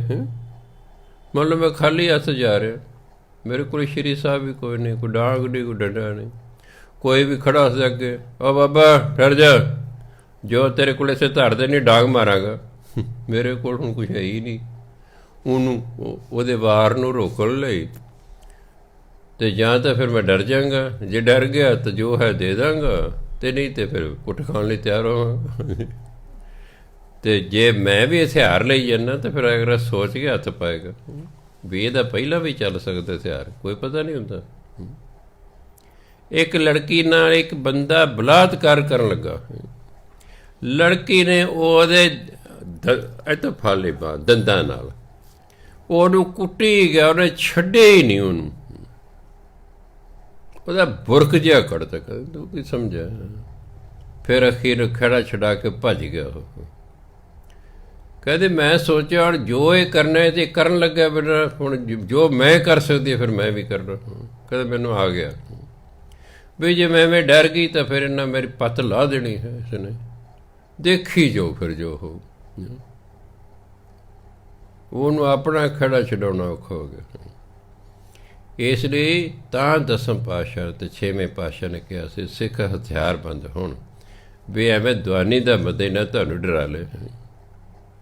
ਜੇ ਕੋਈ ਫਿਰ ਹਥਿਆਰਬੰਦ ਨੂੰ ਅੱਗੇ ਆਏਗਾ ਤਾਂ ਉਹਦਾ ਵੀ ਨੁਕਸਾਨ ਹੋ ਸਕਦਾ ਹੈ, ਇਸ ਕਰਕੇ। ਬਾਕੀ ਜਿੱਦਾਂ ਸਾਡੀ ਬਹੁਤਾਂ ਨੇ ਉਹ ਤਾਂ ਨਹੀਂ ਸਾਨੂੰ ਕੋਈ ਬਚਾ ਸਕਦਾ, ਉਹ ਨਹੀਂ ਸਾਨੂੰ ਕੋਈ ਬਚਾ ਸਕਦਾ, ਉਹ ਆ ਹੀ ਜਾਣੀ ਫਿਰ। ਸੋ ਐਵੇਂ ਡਰ ਡਰ ਕੇ ਜ਼ਿੰਦਗੀ ਨਹੀਂ ਬਤੀਤ ਕਰਨੀ ਚਾਹੀਦੀ ਹੈ। ਜਿੱਦਾਂ ਆਉਣੀ ਹੈ ਉਹ ਆ ਹੀ ਜਾਣੀ ਹੈ। ਕੋਈ ਦੁਨੀਆ ਤਾਕਤ ਨਹੀਂ। 200 ਬਾਡੀਗਾਰਡਸ ਨੇ ਇੰਦਰਾ ਗਾਂਧੀ ਦੇ ਵਿਰੁੱਧ ਕੋਲ ਅਤੇ ਬੇਅੰਤ ਸਿੰਘ ਦੇ ਕੋਲ, ਦੋਨੋਂ ਹੀ ਮਾਰੇ ਗਏ। ਜਿੱਦੇ ਆਈ ਹੈ ਕੋਈ ਨਹੀਂ ਬਚਾ ਸਕਦਾ ਹੁੰਦਾ। 200 ਬਾਡੀਗਾਰਡ ਵੀ ਨਾ ਬਚਾ ਸਕੇ, ਕਿਉਂ? ਹੁਕਮ ਹੋ ਗਿਆ ਪਰਮਾਤਮਾ ਮਾਰਨਾ, ਬਾਡੀਗਾਰਡ ਨੇ ਮਾਰਤਾ। ਇਸ ਲਈ ਉਹੀ ਨਹੀਂ ਡਰੀ ਜਾਣਾ ਹੈਗਾ ਵੀ ਹਾਏ ਕਿਤੇ ਮਰਨਾ ਚਾਹੀਏ, ਹਾਏ ਕਿਤੇ ਐ ਨਾ ਹੋ ਜਾਏ। ਜੋ ਹੋਣਾ ਉਹ ਤਾਂ ਹੋ ਕੇ ਰਹਿਣਾ ਹੈ। ਚਿੰਤਾ ਤਾਂ ਕੀ ਕੀਜੀਏ ਜੋ ਅਣਹੋਣੀ ਹੋਏ। ਨੌਵੇਂ ਪਾਤਸ਼ਾਹ ਕਹਿੰਦੇ ਅਣਹੋਣੀ ਕੁਛ ਨਹੀਂ ਹੁੰਦੀ, ਜੋ ਤੁਹਾਡੇ ਨਾਲ ਹੋ ਰਿਹਾ ਤਾਂ ਹੋਣਾ ਸੀ, ਬਸ ਲਿਖਿਆ ਹੋਇਆ ਸੀ ਉਹ ਤਾਂ ਹੋਣੀ ਹੋ ਕੇ ਰਹਿੰਦੀ ਹੈ। ਅਣਹੋਣਾ ਤਾਂ ਕੁਛ ਹੁੰਦਾ ਹੀ ਨਹੀਂ ਹੈ, ਜੋ ਲਿਖਿਆ ਹੋਇਆ ਉਹੀ ਹੋਣਾ। ਹਾਂ ਤੁਸੀਂ ਭਜਨ ਬੰਦਗੀ ਨਾਲ ਉਹਨੂੰ ਚੇਂਜ ਕਰ ਸਕਦੇ ਹੋ, ਇਹ ਜਿਹੜਾ ਵਿਕਲਪ ਦਿੱਤਾ ਹੋਇਆ ਨਾਲ ਹੈ ਕਿ ਅਗਰ ਤੁਸੀਂ ਭਜਨ ਬੰਦਗੀ ਕਰੋਗੇ ਤਾਂ ਜੋ ਲਿਖਿਆ ਹੋਇਆ ਹੈ ਉਹ ਚੇਂਜ ਵੀ ਹੋ ਸਕਦਾ ਹੈ। ਉਹ ਚੇਂਜ ਹੋ ਜਾਂਦਾ। ਤਾਂ ਅਸੀਂ ਬਾਣੀ ਪੜ੍ਹਨੀ ਹੈ, ਤਾਂ ਅਸੀਂ ਨਾਮ ਜਪਣਾ ਹੈ। ਕਿੰਨੇ ਦੁਖੀ ਲੋਕ ਆਉਂਦੇ ਨੇ, ਉਹਨਾਂ ਨੂੰ ਬਾਣੀ ਦੇਣਾ। ਬਾਣੀ ਨਾਲ ਕਿੰਨਿਆਂ ਦੇ ਕਾਰਜ ਰਾਸ ਹੋ ਗਏ।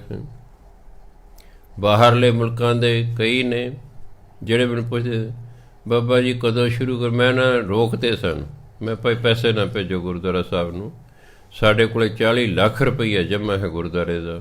ਸਾਨੂੰ ਇਨਕਮ ਟੈਕਸ ਵਾਲੇ ਕਹਿੰਦੇ ਤੁਸੀਂ ਖਰਚਾ ਨਹੀਂ ਕਰਦੇ ਜੀ, ਤੁਹਾਡੇ 'ਤੇ ਅਸੀਂ ਟੈਕਸ ਲਾ ਦੇਣਾ ਹੈਗਾ ਵੀ ਤੁਸੀਂ ਪੈਸੇ ਇਕੱਠੇ ਕਰੀ ਜਾਂਦੇ। ਪਹਿਲਾਂ ਤਾਂ ਅਸੀਂ ਬਿਲਡਿੰਗਾਂ ਬਣਾਉਂਦੇ ਸੀ, 40-50 ਲੱਖ ਹੋਇਆ ਪਲਾਟ ਖਰੀਦ ਲਿਆ, ਫਿਰ 40-50 ਲੱਖ ਹੋਇਆ ਬਿਲਡਿੰਗ ਬਣਾ ਲਈ। 10 ਸਾਲ ਤੋਂ ਲੱਗਦੇ ਗਏ 2 ਸਾਲ ਤੋਂ ਸਾਰੀ ਬਿਲਡਿੰਗ ਕੰਪਲੀਟ ਹੋ ਗਈ ਹੈ। ਬੀਬੀ ਜੀ ਨੇ ਕਿਹਾ ਹੋਰ ਬਿਲਡਿੰਗ ਨਹੀਂ ਬਣਾਉਣੀ, ਪੰਜਾਬ ਉਜੜ ਰਿਹਾ ਹੈ, ਇਹ ਵੀ ਫਾਲਤੂ ਹੋ ਜਾਣੀ ਹੈ। ਹੋਰ ਗੱਲ ਵੀ ਠੀਕ ਹੈ। 3-4 ਸਾਲ ਪਹਿਲਾਂ 700 ਸੰਗਤ ਵੀ ਹੁੰਦੀ ਸੀ, 2 ਪੰਗਤਾਂ 3 ਪੰਗਤਾਂ ਵੀ ਲੱਗਿਆ ਕਰਦੀਆਂ ਸਨ। ਹੁਣ ਇੱਕ ਵਾਰ 'ਚ ਸਾਰੇ ਬਹਿ ਜਾਂਦੇ ਨੇ। ਜਵਾਕ ਗਏ, ਜਵਾਕ ਦੇ ਨਾਲ ਉਹਦੇ ਬਾਪੂ ਬੇਬੇ ਵੀ ਗਏ, ਅਤੇ ਦੂਜੇ ਜਵਾਕਾਂ ਨੂੰ ਛੱਡੋ ਭਜਨ ਬੰਦਗੀ ਨੂੰ, ਆਈਲੈਟਸ ਕਰਦੇ ਆਪਾਂ ਵੀ ਚਲੋ ਬਾਹਰ। ਭਜਨ ਬੰਦਗੀ ਦੀ ਗੱਲ ਹੀ ਖਤਮ ਹੋ ਗਈ। ਸੋ ਇਸ ਲਈ ਕੁਝ ਵੀ ਅਣਹੋਣਾ ਨਹੀਂ ਹੁੰਦਾ, ਪਹਿਲੇ ਲਿਖਿਆ ਹੋਇਆ ਹੈ। ਹਾਂ ਤੁਸੀਂ ਬਾਣੀ ਨਾਲ ਨਾਮ ਨਾਲ ਉਸਨੂੰ ਬਦਲ ਸਕਦੇ ਹੋ। ਆ ਜਾਂਦਾ ਵੀ ਨਹੀਂ ਤੇਰੇ 6 ਬੈਂਡ ਆਉਂਦੇ, ਜੇ ਕੁਛ ਕਰੋ ਜੀ ਫਿਰ ਮੈਂ ਗੁਰੂਆਂ ਪੁੱਛਦਾ ਇਹ ਕਿਹੜੇ ਪਾਠੜੇ ਦੇ 6 ਬੈਂਡ ਆਉਣਗੇ? ਇਸ ਨਾਲ ਆਉਣਗੇ। ਪਹਿਲਾਂ ਕਰ ਪਾਠ, ਫਿਰ ਰੋਜ਼ ਘੰਟਾ ਪਾਠ ਕਰ, ਰਿਜ਼ਲਟ ਆਉਣ ਤੱਕ ਆ ਗਿਆ। ਹਾਂ ਬਾਬਾ ਜੀ ਆ ਗਏ 6, ਮੈਂ ਜਾ ਫਿਰ ਕਨੇਡਾ ਹੁਣ ਆ ਗਏ 6।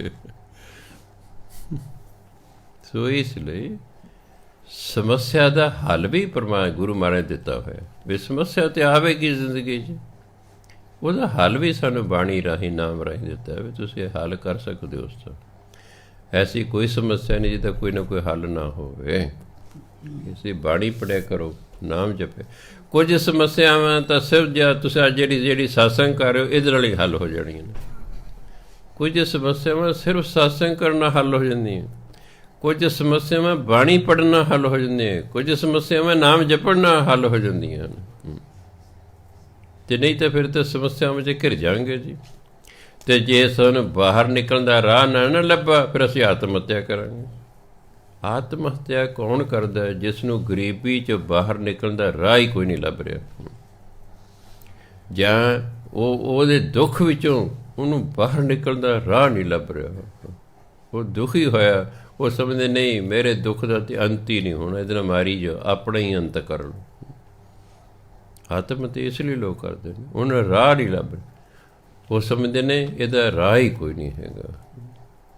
ਅਗਰ ਅਸੀਂ ਆਪਣਾ ਦੁੱਖ, ਹੁਣ ਦੇਖੋ ਕਿਸਾਨ ਹੈ, ਉਹਨੂੰ ਪੁੱਛੇ ਵੀ ਤੇਰੇ ਕੋਲ ਜ਼ਮੀਨ ਹੈ, ਤੂੰ ਕਿਉਂ ਆਤਮ ਹੱਤਿਆ ਕਰਦਾ ਬਈ? ਤੂੰ 5 ਲੱਖ ਦੇਣਾ ਗੌਰਮੈਂਟ ਦਾ, ਕਿਸੇ ਦਾ ਵੀ 10 ਲੱਖ ਤੂੰ ਦੇਣਾ ਹੈ, ਅੱਧਾ ਕਿੱਲਾ ਜ਼ਮੀਨ ਵੇਚ ਦੇ, ਆਪਣਾ ਸਾਰਾ ਕਰਜ਼ਾ ਲਾ ਕੇ ਨਿਸ਼ਚਿੰਤ ਹੋ ਜਾ, ਦਫਾ ਹੋ। ਜਿੰਨਾਂ ਲਈ ਤੂੰ ਕਰਜ਼ਾ ਲਿਆ ਭੁਲਾਉਂਦੇ ਰਹਿਣ, ਤੈਨੂੰ ਕੀ ਲੋੜ ਹੈ ਭੁੱਖੇ ਮਰਨ ਦੀ ਵੇ?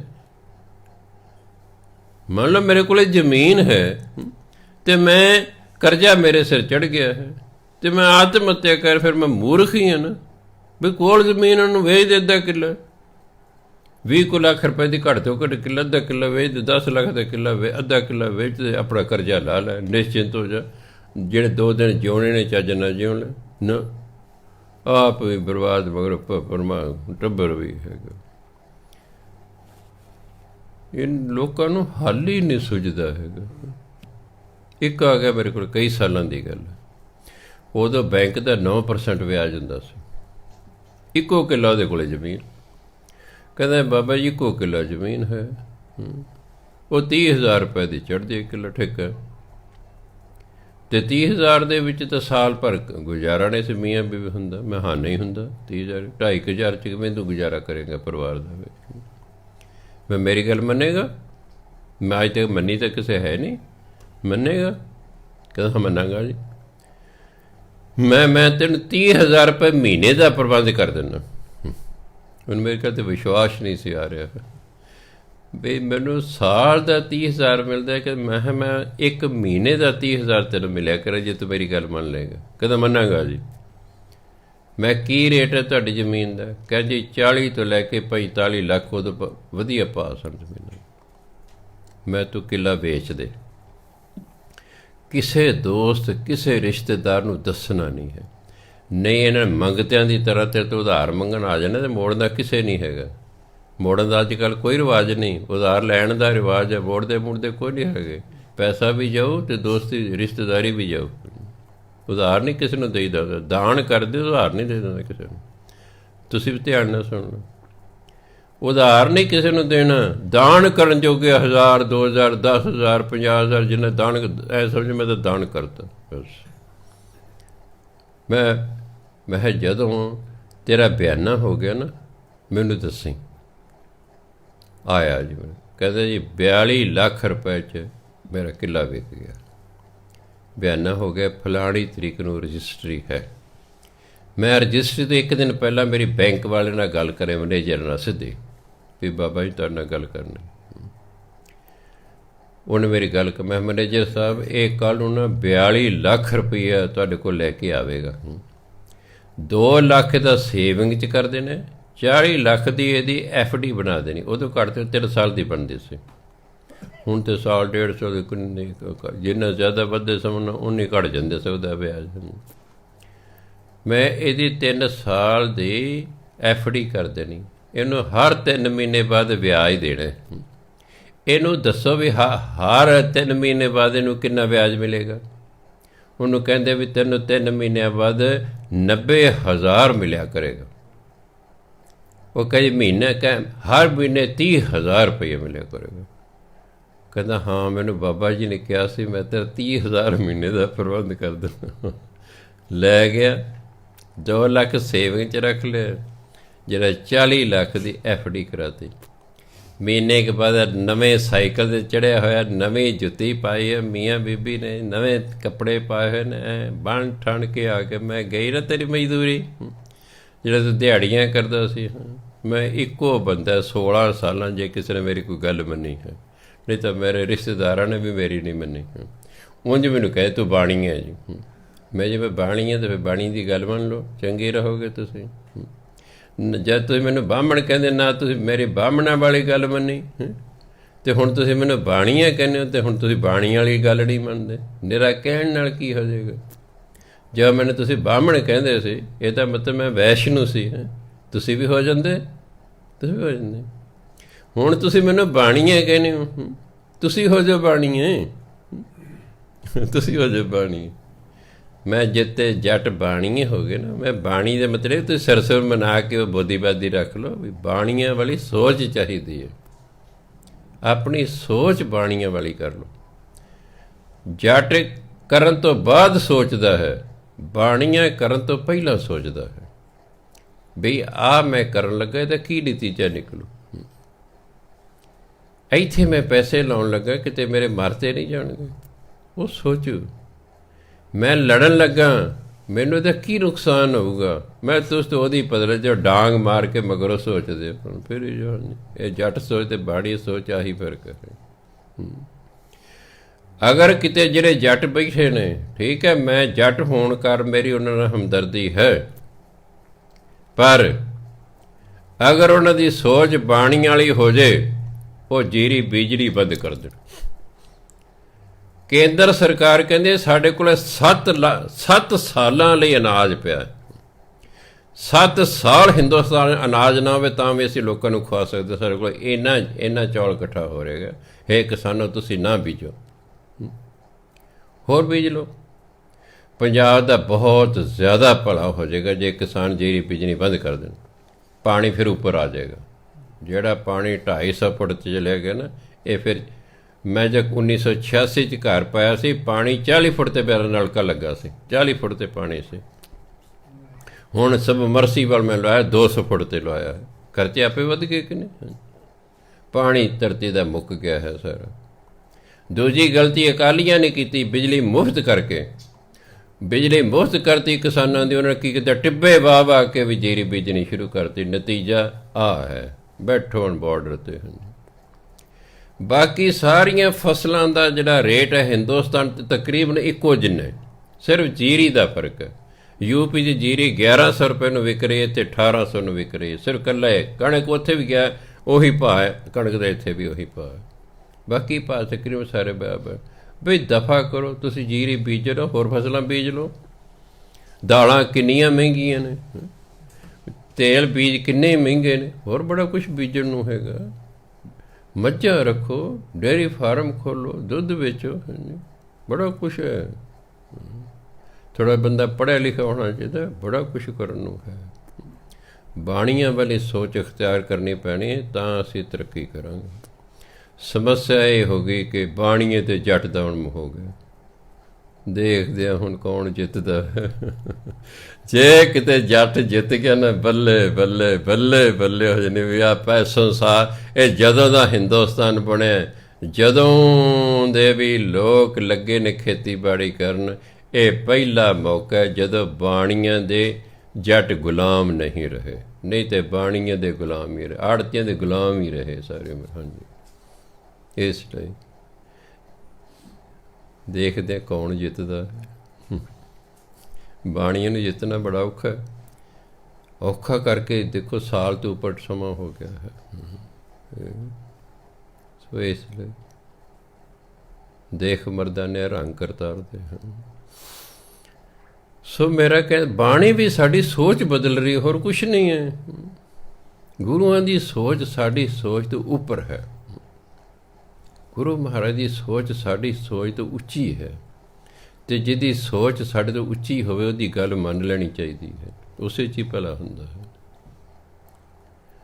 ਜਿਨ੍ਹਾਂ ਦੀ ਸੋਚਾਂ ਨੀਵੀਆਂ ਨੇ ਉਹ ਨਸ਼ਈ ਨੇ, ਉਹ ਬਦਮਾਸ਼ ਨੇ, ਉਹ ਮਿਲਾਵਟਖੋਰ ਨੇ, ਪੰਦ ਜਿਹੜੇ ਇਹ ਕੰਮ ਕਰਦੇ ਨੇ। ਕਿਉਂ? ਸੋਚ ਨੀਵੀਂ ਹੈ। ਬਾਣੀ ਨੇ ਸਾਡੀ ਸੋਚ ਹੀ ਉੱਚੀ ਕਰ ਦੇਣੀ ਹੈ। ਜਦੋਂ ਉੱਚੀ ਸੋਚ ਹੋ ਜਾਏਗੀ ਕਰਮ ਆਪਣੇ ਆਪ ਉੱਚੇ ਹੋ ਜਾਣਗੇ। ਸਾਡੇ ਕਰਮ ਨੀਵੇਂ ਕਿਉਂ ਨੇ? ਸੋਚ ਹੀ ਨੀਵੀਂ ਹੈ। ਤੇ ਨੀਵੀਂ ਸੋਚ ਵਾਲੇ ਨੇ ਨੀਵੇਂ ਹੀ ਕਰਮ ਕਰਨੇ ਨੇ। ਸੋਚ ਉੱਚੀ ਹੋ ਜਾਏਗੀ, ਕਰਮ ਉੱਚੇ ਹੋ ਜਾਣਗੇ, ਕਰਮ ਵਧੀਆ ਹੋ ਜਾਣਗੇ। ਵਧੀਆ ਕਰਮ ਹੀ ਸੁੱਖ ਦਾ ਸਾਧਨ ਹੁੰਦੇ ਹਨ। ਇਸ ਲਈ ਗੁਰੂ ਮਹਾਰਾਜ ਕਹਿੰਦੇ ਦੂਜੀ ਮਾਇਆ ਜਗਤ ਚਿੱਤ ਵਾਸ। ਇਹ ਸਾਰੇ ਸੰਸਾਰ ਦਾ ਚਿੱਤ ਮਾਇਆ 'ਚ ਹੈ। ਮਾਇਆ ਪਰਮਾਤਮਾ ਨੇ ਬਣਾਈ ਹੈ, ਆਪਣੇ ਆਪ ਨਹੀਂ ਬਣੀ ਹੈਗੀ। ਅਤੇ ਗੁਰਬਾਣੀ ਕਹਿੰਦੀ ਮਾਇਆ ਸਿਰਫ ਰੁਪਈਏ ਪੈਸੇ ਨਹੀਂ ਹੈਗੇ। ਮਾਇਆ ਸਿਰਫ ਰੁਪਈਏ ਪੈਸੇ ਨਹੀਂ ਹੈਗੇ। ਹਰ ਉਹ ਚੀਜ਼ ਜਿਹੜੀ ਪਰਮਾਤਮਾ ਨੂੰ ਭੁਲਾ ਦੇਵੇ, ਗੁਰਬਾਣੀ 'ਚ ਉਸ ਨੂੰ ਮਾਇਆ ਲਿਖਿਆ ਗਿਆ ਹੈ। ਜੇ ਤੁਹਾਡੇ ਕੋਲ ਮਾਇਆ ਹੈ ਅਤੇ ਤੁਸੀਂ ਪਰਮਾਤਮਾ ਦਾ ਧੰਨਵਾਦ ਕਰ ਰਹੇ ਹੋ, ਰੱਬ ਨੂੰ ਭੁੱਲੇ ਨਹੀਂ, ਸਗੋਂ ਦੇ ਸ਼ੁਕਰਗੁਜ਼ਾਰ ਹੋਏ। ਹੇ ਪਰਮਾਤਮਾ ਤੇਰੀ ਕਿੰਨੀ ਕਿਰਪਾ ਹੈ, ਤੂੰ ਮੈਨੂੰ ਮਾਇਆ ਦਿੱਤੀ ਹੈ। ਕਿਉਂਕਿ ਮਾਇਆ ਮਨੁੱਖ ਨੂੰ ਚੜ੍ਹਦੀਆਂ ਕਲਾਂ 'ਚ ਕਰਦੀ ਹੈ। ਜਿਹਦੀ ਕੋਠੀ ਦਾਣੇ ਉਹਦੇ ਕਮਲੇ ਵੀ ਸਿਆਣੇ, ਕਮਲੇ ਵੀ ਸਿਆਣੇ। ਇਹ ਮਾਇਆ ਸਿਆਣਪ ਦਿੰਦੀ ਹੈ, ਇਸ 'ਚ ਕੋਈ ਸ਼ੱਕ ਨਹੀਂ। ਗਰੀਬੀ ਤਾਂ ਚੰਗੇ ਭਲੇ ਦੀ ਮੱਤ ਮਾਰ ਦਿੰਦੀ ਹੈ। ਗਰੀਬੀ ਤਾਂ ਵੱਡਿਆਂ ਵੱਡਿਆਂ ਦੀ ਮੱਤ ਮਾਰ ਦਿੰਦੀ ਵਿਚਾਰਿਆਂ ਦੀ। ਗੁਰੂ ਨਾਨਕ ਬੜੀ ਦੂਰ ਦੀ ਸੋਚੀ ਕਿ ਸਿੱਖ ਕੋਲੇ ਸੰਸਾਰਕ ਧਨ ਵੀ ਚਾਹੀਦਾ ਹੈ। ਇਹਦੇ ਬਿਨਾਂ ਪਰਿਵਾਰ ਦਾ ਗੁਜ਼ਾਰਾ ਨਹੀਂ ਹੋਵੇਗਾ। ਇਹਦੇ ਬਿਨਾਂ ਤੁਸੀਂ ਅਣਖ ਨਾਲ ਜ਼ਿੰਦਗੀ ਨਹੀਂ ਜਿਉ ਸਕਦੇ। ਆ ਮੰਗਤੇ ਨੇ, ਗਰੀਬ ਨੇ, ਕੋਈ ਅਣਖ ਦੀ ਜ਼ਿੰਦਗੀ ਥੋੜ੍ਹੀ ਹੈ। ਹਰ ਗਿਆ ਹਾਰ ਗਏ ਦੇ ਹੱਥ ਅੱਡੀ ਜਾਣ।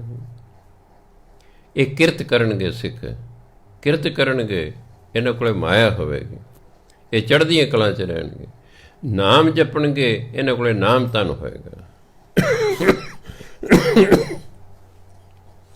ਜਿਹੜਾ ਖੁਸ਼ਕਿਸਮਤ ਸਿੱਖ ਹੈ ਉਹਦੇ ਕੋਲ ਦੋਨੋਂ ਚੀਜ਼ਾਂ ਹੁੰਦੀਆਂ। ਉਹਦੇ ਕੋਲ ਸੰਸਾਰਕ ਮਾਇਆ ਵੀ ਹੁੰਦੀ ਹੈ, ਉਹਦੇ ਕੋਲ ਨਾਮ ਧਨ ਵੀ ਹੁੰਦਾ। ਜਿੰਨਾ ਜ਼ਿਆਦਾ ਤੁਹਾਡੇ ਕੋਲ ਨਾਮ ਧਨ, ਉਨੀ ਤੁਹਾਡੇ ਕੋਲ ਜ਼ਿਆਦਾ ਮਾਇਆ। ਦੇਖੋ ਕਿਆ ਬਾਤ ਹੈ। ਜਿੰਨਾ ਜ਼ਿਆਦਾ ਨਾਮ ਧਨ, ਉਨੀ ਤੁਹਾਡੇ ਕੋਲ ਜ਼ਿਆਦਾ ਮਾਇਆ। ਪ੍ਰਭ ਕਹਿ ਸਿਮਰਨ ਰਿੱਧ ਸਿੱਧ ਨੌ ਨਿਧ। ਮੈਂ ਕਿਹਾ ਜੈਮਲ ਸਿੰਘ ਤਜਰਬਾ ਤੇ ਕਰ ਲੈਦਾ। ਭਾਵੇਂ ਤੈਨੂੰ ਮਾਇਆ ਦੀ ਲੋੜ ਨਹੀਂ, ਦਾਤੇ ਦੀ ਬਹੁਤ ਦਿੱਤੀ ਹੋਈ ਹੈ, ਪਰ ਸੰਗਤ ਨਾਲ ਕਈ ਵਾਰੀ ਸਾਂਝ ਕਰਨੀ ਪੈਂਦੀ ਹੈ ਇਸ ਲਾਈਨ ਦੀ। ਤੂੰ ਦੇਖਦਾ ਮੈਂ 40 ਦਿਨ ਇਹਦਾ ਜਾਪ ਕੀਤਾ, ਰੋਜ਼ 1 ਘੰਟਾ। 41ਵੇਂ ਦਿਨ ਮੈਂ 40 ਦਿਨ ਬੰਦ ਕਰਤਾ ਕਰਕੇ।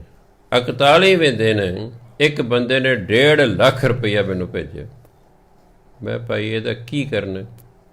ਕੋਈ ਤੂੰ ਅਖੰਡ ਪਾਠ ਕਰਾਉਣੇ ਨੇ ਜਾਂ ਗੁਰਦੁਆਰੇ?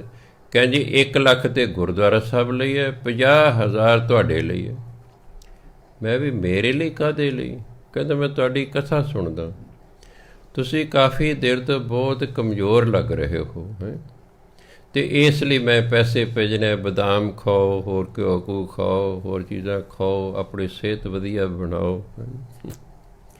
ਮੈਂ ਕਿਹਾ ਮੈਨੂੰ ਤਾਂ ਦਾਤੇ ਨੇ ਪਹਿਲਾਂ ਹੀ ਬਹੁਤ ਦਿੱਤਾ, ਮੈਂ ਤਾਂ ਇੰਨਾ ਮੇਰੇ ਕੋਲ ਖਾਣ ਪੀਣ ਨੂੰ ਵਾਧੂ ਆ ਜਾਂਦਾ, ਮੈਂ ਤਾਂ ਸੰਗਤ ਨੂੰ ਵੰਡਦਾ ਰਹਿਣਾ। ਸੇਬ ਮੇਰੇ ਕੋਲ ਪਏ ਰਹਿੰਦੇ, ਪਤਾ ਨਹੀਂ ਕੀ ਕੁਛ ਇੱਥੇ ਪਿਆ ਰਹਿੰਦਾ ਹੈ। ਹਾਂਜੀ ਬਹੁਤ ਨਾ ਕਹਿੰਦਾ ਮੈਂ ਤਾਂ ਭੇਜ ਦਿਓ ਜੀ, ਖਾਓ ਪੀਓ। ਮੈਂ ਲੈ 40 ਘੰਟੇ ਹੀ ਪਾਠ ਕੀਤਾ ਨਾ ਕੁੱਲ। 40 ਘੰਟੇ ਪੜ੍ਹ ਕੇ 50,000 ਰੁਪਈਆ ਕਮਾ ਲਏ। ਹੋਰ ਕੀ ਚਾਹੀਦਾ? ਹੋਰ ਕੀ ਚਾਹੀਦਾ?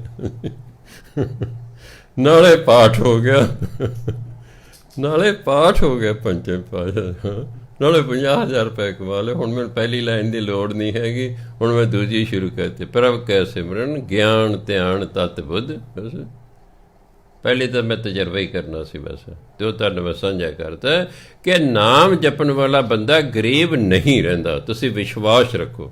ਕੁਝ ਟਾਈਮ ਹਰ ਇੱਕ ਚੀਜ਼ ਨੂੰ ਲੱਗਦਾ ਹੈ, ਹੱਥਾਂ 'ਤੇ ਸਰੋਂ ਨਹੀਂ ਜੰਮਿਆ ਕਰਦੀ।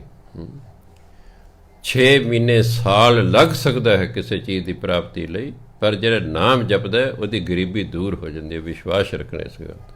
ਤਾਂ ਮੈਂ ਤੁਹਾਡੇ ਨਾਲ ਸਾਂਝ ਕੀਤੀ ਹੈ ਵਿੱਚੇ ਛੱਡ ਕੇ ਕਥਾ ਕਿ ਐਸੀ ਗੱਲ ਨਹੀਂ ਹੈ। ਇਹ ਬਾਣੀ ਹੈ, ਇਹ ਰੱਬੀ ਬਾਣੀ ਹੈ, ਇਹ ਬੇਅੰਤ ਸ਼ਕਤੀਆਂ ਦੀ ਮਾਲਕ ਹੈ ਅਤੇ ਜੋ ਕਹਿੰਦੀ ਹੈ ਉਹ ਸੱਚ ਕਹਿੰਦੀ ਹੈ। ਪ੍ਰਭ ਕੈ ਸਿਮਰਨ ਰਿੱਧ ਸਿੱਧ ਨੌ ਨਿਧ। ਪਰਮਾਤਮਾ ਦੇ ਸਿਮਰਨ ਨਾਲ ਮਾਇਆ ਵੀ ਮਿਲਦੀ ਹੈ ਅਤੇ ਸਿੱਧੀਆਂ ਵੀ ਪ੍ਰਾਪਤ ਹੁੰਦੀਆਂ, ਸ਼ਕਤੀਆਂ ਵੀ ਪ੍ਰਾਪਤ ਹੁੰਦੀਆਂ ਹਨ। ਇਸ ਲਈ ਕਰੀ ਜਾਣਾ, ਕਰੀ ਜਾਣਾ। ਬਾਣੀ ਦੀ ਲਾਈਨ ਵਿੱਚ ਜੋ ਲਿਖਿਆ ਹੋਇਆ ਉਸੇ ਲਾਈਨ ਨੂੰ ਤੁਸੀਂ ਪੜ੍ਹੀ ਜਾਓ, ਜੋ ਵਿੱਚ ਲਿਖਿਆ ਉਹ ਤੁਹਾਨੂੰ ਪ੍ਰਾਪਤ ਹੋ ਜਾਏਗਾ। ਕਈਆਂ ਨੂੰ ਮੈਂ ਬਿਗਨ ਬਨਾਸਣ ਦੀ 2 ਲਾਈਨਾਂ ਦੇ ਦਿੰਦਾ, ਬਸ ਜੀ ਇਹ ਨਹੀਂ ਕਰਨਾ, ਮੈਂ ਤੈਨੂੰ ਪਤਾ ਹੀ ਨਹੀਂ ਇਹ 2 ਲਾਈਨਾਂ 'ਚ ਕੀ ਹੈ। ਬਿਗਨ ਬਨਾਸਣ, ਇੱਕ ਜਿਹੜੇ ਤੇਰੇ ਕੰਮਾਂ 'ਚ ਕੋਈ ਰੁਕਾਵਟ ਪੈ ਰਹੀ ਉਹ ਰੁਕਾਵਟ ਦੂਰ ਹੋ ਜਾਏਗੀ, ਪਹਿਲਾ ਫਾਇਦਾ ਬਿਗਨ ਬਨਾਸਣ। ਦੂਜਾ ਸਭ ਦੁੱਖ ਨਾਸਨ, ਸਾਰੇ ਦੁੱਖਾਂ ਦਾ ਨਾਸ ਹੋ ਜਾਊਗਾ। ਸਤਿਗੁਰ ਨਾਮ ਦ੍ਰਿੜਾਇਆ, ਖੋਏ ਪਾਪ, ਤੇ ਜਿਹੜੇ ਤੂੰ ਪਾਪ ਕੀਤੇ ਨੇ ਉਹ ਖਤਮ ਹੋ ਜਾਣਗੇ। ਖੋਏ ਪਾਪ ਭੈ ਸਭ ਪਾਵਨ, ਤੇਰਾ ਮਨ ਪਵਿੱਤਰ ਹੋ ਜਾਏਗਾ। ਜਨ ਨਾਨਕ ਸੁਖ ਕਰ ਆਇਆ, ਤੈਨੂੰ ਸੁਖ ਦੀ ਪ੍ਰਾਪਤੀ ਹੋਵੇਗੀ। 5 ਗੱਲਾਂ ਮਿਲ ਗਈਆਂ 2 ਲਾਈਨਾਂ 'ਚ। ਇਹ 2 ਲਾਈਨਾਂ 'ਚ 5 ਗੱਲਾਂ ਨੇ। ਤੁਸੀਂ 2 ਲਾਈਨਾਂ ਦਾ ਜਾਪ ਕਰਦੇ ਰਹੋ, ਇਹ 5 ਤੁਹਾਨੂੰ ਸਮਾਂ ਪਾ ਕੇ ਪ੍ਰਾਪਤ ਹੋ ਜਾਣਗੀਆਂ। ਕਈ ਕਹਿੰਦੇ ਨਹੀਂ ਜੀ ਸਿਮਰਨ ਹੀ ਕਰਨਾ ਚਾਹੀਦਾ, ਠੀਕ ਹੈ, ਸਿਮਰਨ ਦੀ ਆਪਣੀ ਮਹਿਮਾ ਹੈ, ਪਰ ਨਹੀਂ, ਬਾਣੀ ਦੀ ਆਪਣੀ ਮਹਿਮਾ ਹੈ। ਇਹ ਨਹੀਂ ਸਮਝਣਾ ਕਿ ਸਿਮਰਨ ਬਾਣੀ ਤੋਂ ਉੱਪਰ ਹੈ, ਜੇ ਬਾਣੀ ਸਿਮਰਨ ਤੋਂ ਉੱਪਰ ਹੈ, ਇਸ ਚੱਕਰ 'ਚ ਨਹੀਂ ਪੈਣਾ ਹੈਗਾ। ਸਿਮਰਨ ਆਪਣੀ ਥਾਂ 'ਤੇ ਹੈ, ਬਾਣੀ ਆਪਣੀ ਥਾਂ 'ਤੇ ਹੈ। ਬਾਣੀ ਦੀ ਇੱਕ ਲਾਈਨ ਦੇ ਵਿੱਚ ਜੋ ਲਿਖਿਆ ਹੋਇਆ ਉਸ ਇੱਕੋ ਲਾਈਨ ਦਾ ਜਾਪ ਕੀਤਾ ਨਾ। ਪ੍ਰਭ ਕੈ ਸਿਮਰ ਰਿੱਧ ਸਿੱਧ ਨੌ ਨਿਧ, ਪ੍ਰਭ ਕੈ ਸਿਮਰ ਰਿੱਧ ਸਿੱਧ ਨੌ ਨਿਧ, ਪ੍ਰਭ ਕੈ ਸਿਮਰ ਰਿੱਧ ਸਿੱਧ ਨੌ ਨਿਧ। ਅੱਜ ਤਾਂ ਸਿੱਧੀਆਂ ਤੇ ਜੇ ਪ੍ਰਾਪਤ ਹੋਣੀਆਂ ਸਨ, ਮੈਂ ਤਾਂ ਤਜਰਬਾ ਹੀ ਕਰਨਾ ਸੀ। ਹਾਂਜੀ, ਰਿੱਧੀਆਂ ਤੱਕ ਤੇ ਆ ਗਿਆ ਨਾ, ਰਿੱਧੀਆਂ ਤੱਕ ਆ ਗਿਆ, ਸਿੱਧੀਆਂ ਰਹਿ ਗਈਆਂ ਸਨ ਬਾਕੀ। ਮੈਂ ਨਾ ਸਿੱਧੀਆਂ ਨਾਲ ਨਾ ਅਗਲੀ ਲਾਈਨ ਜ਼ਿਆਦਾ ਠੀਕ ਹੈ। ਗਿਆਨ ਧਿਆਨ ਤਤ ਬੁੱਧ ਰੱਬੀ ਮਤ ਪ੍ਰਾਪਤ ਹੋ ਜਾਏਗੀ, ਰੱਬੀ ਗਿਆਨ ਪ੍ਰਾਪਤ ਹੋ ਜਾਏਗਾ, ਰੱਬੀ ਮਤ ਹੋ ਜਾਏਗੀ, ਰੱਬ ਨਾਲ ਧਿਆਨ ਜੁੜਨ ਲੱਗ ਜਾਏਗਾ। ਉਹਦੀ ਇਹ ਸਿੱਧੀਆਂ ਨਾਲੋਂ ਵੀ ਜ਼ਿਆਦਾ ਮਹਾਨਤਾ ਹੈ। ਸੋ ਗੁਰੂ ਮਹਾਰਾਜ ਭਲੇ ਹੀ ਕਰਨ। ਦੂਜੀ ਮਾਇਆ ਜਗਤ ਚਿੱਤ ਵਾਸ, ਇਸ ਸੰਸਾਰ ਦਾ ਚਿੱਤ ਦਾ ਮਾਇਆ 'ਚ ਵਸਦਾ ਹੈ। ਕਾਮ ਕ੍ਰੋਧ ਅਹੰਕਾਰ ਵਿਨਾਸ਼, ਇਹ ਜਿਹੜਾ ਮਾਇਆ ਦਾ ਫਿਰ ਲਾਲਚ ਹੁੰਦਾ, ਲੋਭ ਹੁੰਦਾ ਨਾ, ਇਹ ਸਾਡੇ ਅੰਦਰ ਕਾਮ ਪੈਦਾ ਕਰਦਾ, ਕ੍ਰੋਧ ਪੈਦਾ ਕਰਦਾ, ਅਹੰਕਾਰ ਹੰਕਾਰ ਪੈਦਾ ਕਰਦਾ, ਵਿਨਾਸ਼ ਅਤੇ ਸਾਡਾ ਸਤਿਆਨਾਸ਼ ਕਰਦਾ ਹੈ। ਜਿੱਥੇ ਕਾਮ ਕ੍ਰੋਧ ਅਤੇ ਹੰਕਾਰ ਹੋਣਗੇ ਬੰਦੇ ਦਾ ਪੱਠਾ ਬਹਿਣਾ ਹੀ ਬਹਿਣਾ। ਕਾਮ ਕ੍ਰੋਧ ਕਾਇਆ ਕੋ ਗਲ, ਜਿਉਂ ਕੰਚਨ ਸੁਹਾਗਾ ਢਲ। ਇਸ ਲਈ ਦੂਜੀ ਮਾਇਆ ਜਗਤ ਚਿਤ ਵਾਸ, ਕਾਮ ਕ੍ਰੋਧ ਅਹੰਕਾਰ ਵਿਨਾਸ਼। ਦੂਜੀ ਮਾਇਆ ਜਗਤ ਚਿਤ ਵਾਸ, ਦੂਜੀ ਮਾਇਆ ਜਗਤ ਚਿਤ ਵਾਸ, ਦੂਜੀ ਮਾਇਆ ਜਗਤ ਚਿਤ ਵਾਸ, ਦੂਜੀ ਮਾਇਆ ਜਗਤ ਚਿਤ ਵਾਸ। ਕਾਮ ਕ੍ਰੋਧ ਅਹੰਕਾਰ ਵਿਨਾਸ਼, ਕਾਮ ਕ੍ਰੋਧ ਅਹੰਕਾਰ ਵਿਨਾਸ਼। ਕਾਮ ਕ੍ਰੋਧ ਅਹੰਕਾਰ ਵਿਨਾਸ਼, ਕਾਮ ਕ੍ਰੋਧ ਅਹੰਕਾਰ ਵਿਨਾਸ਼। ਦੂਜਾ ਕੌਣ ਕਹਾਂ ਨਹੀਂ ਕੋਈ। ਦੂਜਾ ਕਿਹਨੂੰ ਕਹਾਂ, ਕੋਈ ਹੈ ਹੀ ਨਹੀਂ। ਕਹਿੰਦੇ ਪਰਮਾਤਮਾ ਹੀ ਪਰਮਾਤਮਾ, ਪਰਮਾਤਮਾ ਵਰਗਾ ਕੋਈ ਦੂਜਾ ਹੈ ਹੀ ਨਹੀਂ। ਕਹਿੰਦੇ ਕਹਾਂ ਕਿਸ ਨੂੰ, ਹੈ ਹੀ ਨਹੀਂ ਕੋਈ। ਸਭ ਮੈਂ ਏਕ ਨਿਰੰਜਨ ਸੋਏ। ਨਿਰੰਜਨ ਦੇ ਮਾਇਆ ਤੋਂ ਨਿਰਲੇਪ, ਨਿਰਅੰਜਨ। ਅੰਜਨ ਮਾਇਆ ਨੂੰ ਕਹਿੰਦੇ, ਅੰਜਨ ਸੁਰਮੇ ਨੂੰ ਵੀ ਕਹਿੰਦੇ। ਕਾਲਖ ਹੁੰਦੀ ਹੈ ਨਾ ਮਾਇਆ ਨੂੰ, ਹੱਥਾਂ ਦੀ ਮੈਲ ਇਸ ਲਈ ਕਹਿੰਦੇ, ਮੈਲ ਕੇ ਹੱਥਾਂ ਦੀ। ਦੇਖੋ ਮਾਇਆ ਗਿਣੋ ਤੁਹਾਡੇ ਹੱਥ ਮੈਲੇ ਹੋ ਜਾਣਗੇ। ਮਾਇਆ ਲੱਗ ਜਾਓ ਗਿਣ, ਚਾਹੇ ਨੋਟ ਗਿਣਨ ਲੱਗ ਜਾਓ, ਚਾਹੇ ਭਾਣ ਗਿਣਨ ਲੱਗ ਜਾਓ, ਹੱਥ ਕਾਲੇ ਹੋ ਜਾਣਗੇ। ਮਾਇਆ ਨੂੰ ਹੱਥਾਂ ਦੀ ਮੈਲ ਕਿਹਾ ਗਿਆ ਹੈ।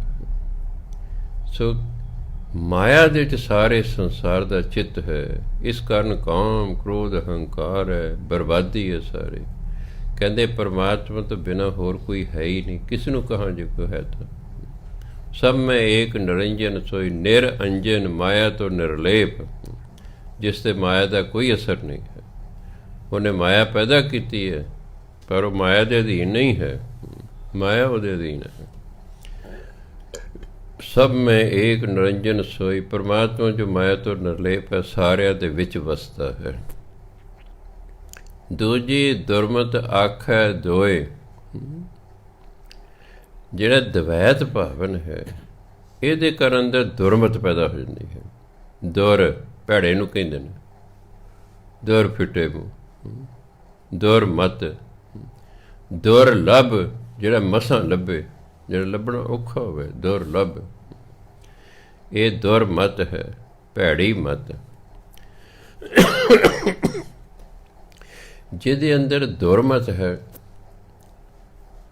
ਉਹ ਕਹਿੰਦਾ ਦੋ ਚੀਜ਼ਾਂ ਨੇ, ਇੱਕ ਮਾਇਆ ਹੈ, ਇੱਕ ਪਰਮਾਤਮਾ ਹੈ। ਬਹੁਤ ਸਾਰੇ ਲੋਕ ਪਰਮਾਤਮਾ ਨੂੰ ਮੰਨਦੇ ਹੀ ਨਹੀਂ। ਉਹ ਕਹਿੰਦੇ ਕੁਦਰਤ ਹੈ। ਅੱਡ ਅੱਡ ਨਾਮ ਨੇ ਵਿਚਾਰ, ਉਹਨਾਂ ਨੂੰ ਗਿਆਨ ਨਹੀਂ ਹੈ। ਨਾਮ ਨੇ, ਹੁਣ ਕੋਈ ਪਰਮਾਤਮਾ ਕਹਿੰਦਾ, ਕੋਈ ਅੱਲਾ ਕਹਿੰਦਾ, ਕੋਈ ਗੋਡ ਕਹਿੰਦਾ, ਕੋਈ ਰਾਮ ਕਹਿੰਦਾ, ਕੋਈ ਰਹੀਮ ਕਹਿੰਦਾ। ਨਾਮ ਨੇ। ਜਿਹਦੇ ਅੰਦਰ ਦੁਰਮਤ ਹੁੰਦੀ ਹੈ ਉਹਦੇ ਦੇ ਦਵੈਤ ਭਾਵਨਾ ਹੁੰਦੀ ਹੈ। ਉਹਦੇ ਦੇ ਦੋ ਹੁੰਦੇ ਨੇ, ਇੱਕ ਮਾਇਆ, ਇੱਕ ਪਰਮਾਤਮਾ। ਦੋ ਹੋਣ ਕਰਕੇ ਉਹਦੇ ਤੇ ਦਵੈਤ ਹੈ, ਉਹਦਾ ਮਨ ਜੁੜਦਾ ਨਹੀਂ ਹੈ, ਉਹਦਾ ਮਨ ਨਹੀਂ ਜੁੜਦਾ। ਜੇ ਉਹਨੂੰ ਪਤਾ ਇੱਕੋ ਪਰਮਾਤਮਾ ਹੀ ਹੈ, ਉਹਨੇ ਹੀ ਇਹ ਸਾਰਾ ਕੁਛ ਬਣਾਇਆ ਹੈ, ਜੋ ਬਣਾਇਆ ਉਸ ਦੇ ਅਧੀਨ ਹੈ, ਇਸ ਲਈ ਪਰਮਾਤਮਾ ਹੀ ਹੈ, ਫਿਰ ਉਹ ਇੱਕੋ ਹੀ ਹੈ। ਇਸ ਲਈ ਗੁਰੂ ਮਹਾਰਾਜ ਨੇ ਉਹਦੇ ਲਈ ਏਕਾ ਲਾਤਾ। ਸਾਡੇ ਉੱਥੇ ਪੰਡਤ ਰਹਿੰਦਾ ਸੀ ਸਕੂਲ ਦੇ ਕੋਲ ਹੀ, ਘਨੌਰ। ਉਹ 7 ਜਨਮਾਂ ਤੋਂ ਉਹਨਾਂ ਦੇ ਪਰਿਵਾਰ ਇਹੀ ਕੰਮ ਕਰਦਾ ਆ ਰਿਹਾ ਸੀ, ਜੋਤਿਸ਼ ਵਿਦਿਆ ਦਾ। ਮੈਂ ਜੀ ਬਈ ਗੁਰੂ ਨਾਨਕ ਦੇਵ ਨੇ ਏਕਾ ਕਿਉਂ ਲਾਇਆ ਪਰਮਾਤਮਾ ਨਾਲ? ਕੀ ਪਰਮਾਤਮਾ 2-4 ਵੀ ਹੈਗੇ? ਕਹਿੰਦੇ ਜੀ ਗੁਰੂ ਨਾਨਕ ਵੇਲੇ ਹਿੰਦੂ ਧਰਮ ਦੇ ਵਿੱਚ 3 ਪਰਮਾਤਮਾ ਸਨ, 3 ਪਰਮਾਤਮਾ ਸਨ। ਇਸ ਕਰਕੇ ਗੁਰੂ ਨੇ ਕਿਹਾ 3 ਪਰਮਾਤਮਾ ਨਹੀਂ ਹੈਗੇ, ਇੱਕੋ ਹੀ ਹੈ, ਇੱਕੋ ਹੀ ਹੈ। ਤਾਂ ਉਹਨਾਂ ਨੂੰ ਏਕਾ ਲਾਉਣਾ ਪਿਆ ਵੀ ਇੱਕੋ ਹੀ ਹੈ। ਕਹੇ ਜੇ ਹਿੰਦੂ ਧਰਮ 'ਚ ਇੱਕੋ ਹੀ ਹੁੰਦਾ ਫਿਰ ਉਹਨੂੰ ਏਕਾ ਲਾਉਣ ਦੀ ਲੋੜ ਵੀ ਹੈ ਹੀ ਇੱਕ। ਸਾਡੇ ਤਾਂ ਕਦੇ 3 ਪਰਮਾਤਮਾ ਮੰਨਦੇ ਸਨ। ਉਹਨਾਂ ਨੂੰ ਦੇਵੀ ਦੇਵਤੇ ਨੇ ਪਰਮਾਤਮਾ ਮੰਨਣ ਲੱਗੇ, ਰੱਬ ਦੇ ਭੁੱਲ ਭੁਲਾ ਗਏ ਲੋਕ। ਰੱਬ ਤੋਂ ਤਾਂ ਮੰਗਦੇ ਹੀ ਕੋਈ ਨਹੀਂ, ਕੋਈ ਕਿਸੇ ਦੇਵੀ ਤੋਂ ਮੰਗ ਰਿਹਾ, ਕੋਈ ਦੇਵਤੇ ਤੋਂ ਮੰਗ ਰਿਹਾ, ਰੱਬ ਤੋਂ ਮੰਗਦਾ ਹੀ ਕੋਈ ਨਹੀਂ। ਕਹਿੰਦੇ ਇਸ ਲਈ ਗੁਰੂ ਮਹਾਰਾਜ ਨੂੰ ਏਕਾ ਲਾਉਣਾ ਪਿਆ। ਪਰਮਾਤਮਾ ਇੱਕੋ ਹੀ ਹੈ, 3-4 ਨਹੀਂ ਹੈਗੇ, ਇੱਕੋ ਹੀ ਆ। ਸੋ ਇੱਕ ਸਮਝਾਂਗੇ ਤੇ ਤਾਂ ਉਹਦੇ ਇੱਕ ਨਾਲ ਜੁੜਾਂਗੇ ਨਾ।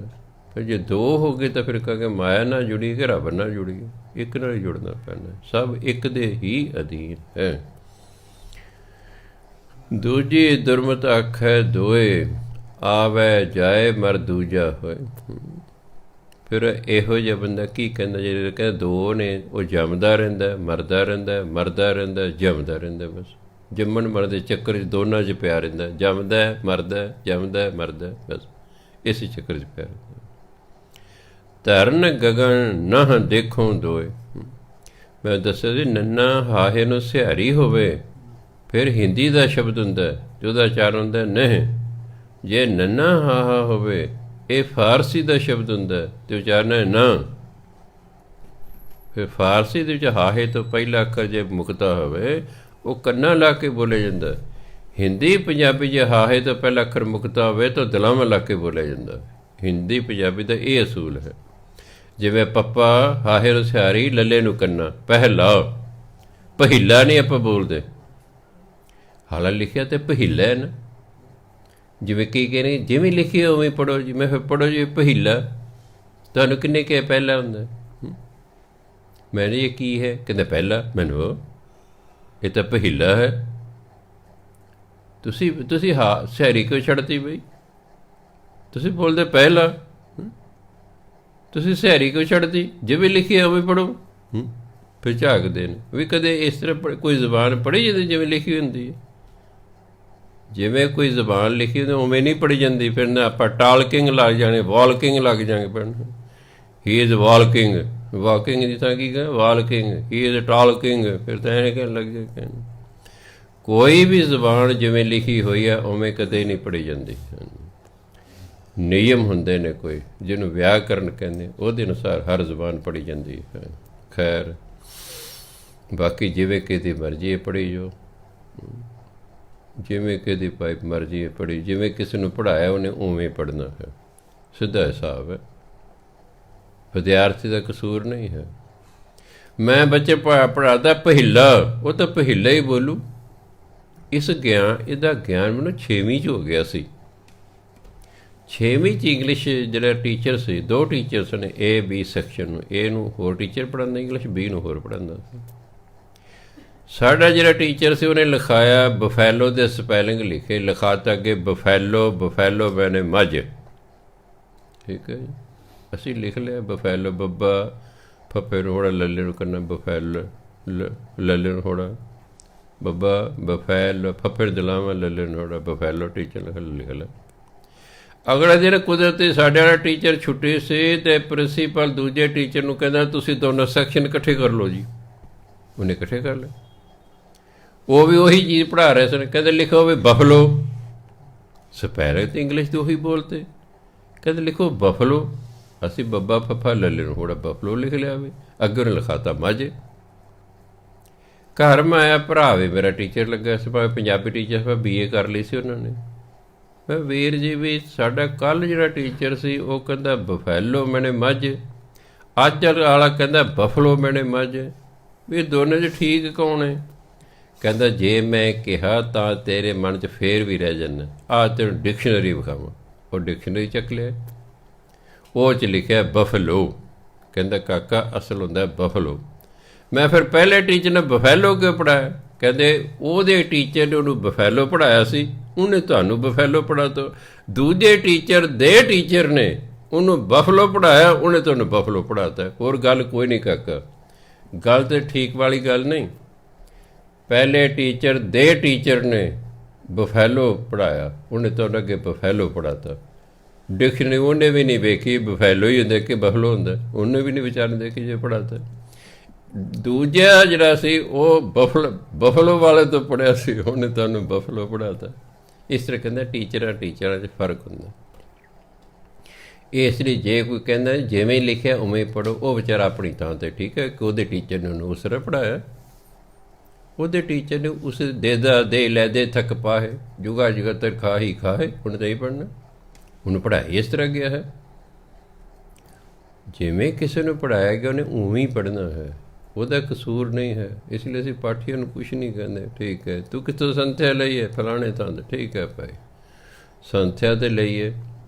ਮੰਨ ਲਓ ਮੈਂ ਗਲਤ ਪੜ੍ਹਾ ਰਿਹਾ ਤਾਂ ਭਾਰ ਤਾਂ ਮੇਰੇ ਸਿਰ 'ਤੇ ਆਵੇਗਾ, ਵਿਦਿਆਰਥੀ ਦੇ ਸਿਰ 'ਤੇ ਥੋੜ੍ਹਾ ਹੀ ਆਉਣਾ। ਵਿਦਿਆਰਥੀਆਂ ਨੂੰ ਤਾਂ ਉਹੀ ਬੋਲਣਾ ਜੋ ਮੈਂ ਉਹਨਾਂ ਨੂੰ ਸਿਖਾਇਆ ਹੈ। ਅਗਰ ਮੈਂ ਗਲਤ ਸਿਖਾ ਰਿਹਾ, ਗੁਰੂ ਦੇ ਨਜ਼ਰਾਂ 'ਚ ਮੈਂ ਪ੍ਰਵਾਨ ਨਹੀਂ ਹੋਵਾਂਗਾ ਕਿ ਤੂੰ ਮੇਰੀ ਬਾਣੀ ਨੂੰ ਗਲਤ ਸਿਖਾ ਰਿਹਾ।